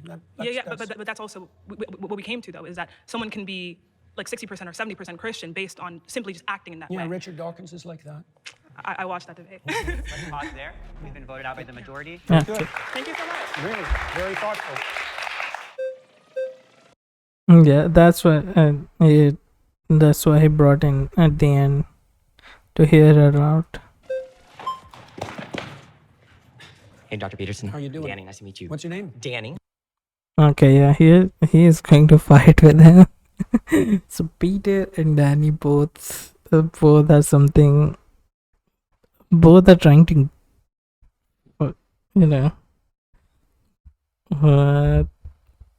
they are atheists and kind of want to engage with his belief outside of God, kind of. But he's not letting them to do that. Danny. You're saying atheists worship things or people or places, whatever. Can you be very clear about your definition of worship again? Attend to, prioritize, and Okay. sacrifice for. Okay, that's it. That's your understanding of worship. Well, I could flesh it out, but that'll do for the time we have. Okay. Do Catholics attend to Mary? Oh, yes. Okay. So Yeah, about worship, I mean, he is sort of ripping away the spirituality part of it. He's making his own definition of worship where he's taking, I mean, you worship your work, and he's taking away the spirituality of it. Then if worship means what he says it means, then why don't use those words? If you say that mean, why aren't you using that word? Like, if you think God is consciousness, why aren't you using consciousness instead of you are using God constantly? Then there is something else. If you are using some other word instead of the thing that you believe in, like if you are using God as consciousness, then I would say that then there is something outside of consciousness that you believe in that isn't what you believe it. There is something outside of the consciousness that you are not telling me, that you're trying to hide or something. I think I've watched 49 minutes of it. I think I'm gonna watch this guy, and yeah, I mean, he's, how long he will be here? Yeah, after this guy, I'm gonna end the stream and I'll watch it later. I'll watch it the next time, but yeah, let's just finish this up. do they fit that description of worship? Yes. So you would say Catholics and other people that revere Mary, like the Eastern Orthodox tradition, worship Mary. Well, they might not put her in the highest But you would place. put it that way. No. You just said it. You're taking it back There's now? still a hierarchy. Okay, there's a hierarchy, but within the There's lo- something at the top. All right, you can worship things Mary is below. quite a ways up the hierarchy, but not at the top. Let's go over your definition of worship again. Yeah, he's trying to pick a fight. I mean, I don't feel bad about picking a fight with JPN. Like, yeah, he's not exactly a really good person, I would say. He's a moral person, but not a good person, I would say. Yeah. What's your definition of worship? Attend to, Attend to. prioritize, Do and Catholics sacrifice for. what do Catholics attend to? Do they prioritize Mary over all other human beings? No, I didn't say overall, did Okay. I? I didn't Well, add that to my you definition. understand- I said there was a hierarchy as You, well. you attend to So you can Catholic. attend to something trivially, or you can attend to it deeply. Okay, now there's you're a- adding stuff to the definition, but your original I definition. added the hierarchy part at the beginning. Are you just familiar? didn't understand it. Are you familiar with the Immaculate Conception? Why is that relevant? Because you go to a Catholic church, don't you? Or you've attended recently. You're interested in Catholicism, aren't you? Sure, All right. Are you familiar with their doctrines? somewhat. Okay, you're Their familiar. doctrines are How very do they deep. regard Mary? Why are you asking me that? Because you're a Christian. You say that. I haven't claimed that. Oh, what is this? Is this Christian versus atheist? I don't know. Okay. You don't know.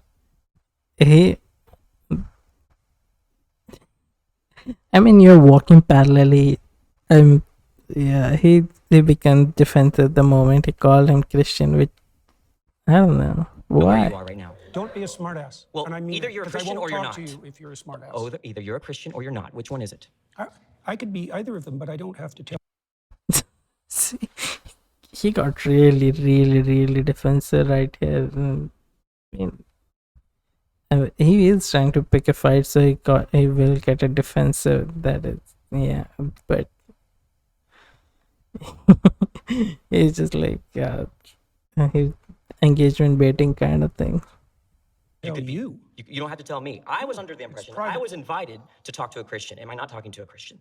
No, you were invited to. I think everyone should look at the title of the YouTube channel. You're probably in the wrong YouTube video. You're really quite something. You are. Aren't I? But you're really quite nothing. Right? You're not a Christian. Okay, I'm done with him. It's just funny. I mean, I don't feel bad about this. Okay. We are at 51 minutes. But this Danny left. I'm gonna end this here. I'm gonna finish this tomorrow, and yeah, I hope. Let's see what else he says. Okay. I hope you enjoyed. I hope you had a good time, and I hope it felt nice. I will see you tomorrow. Bye bye.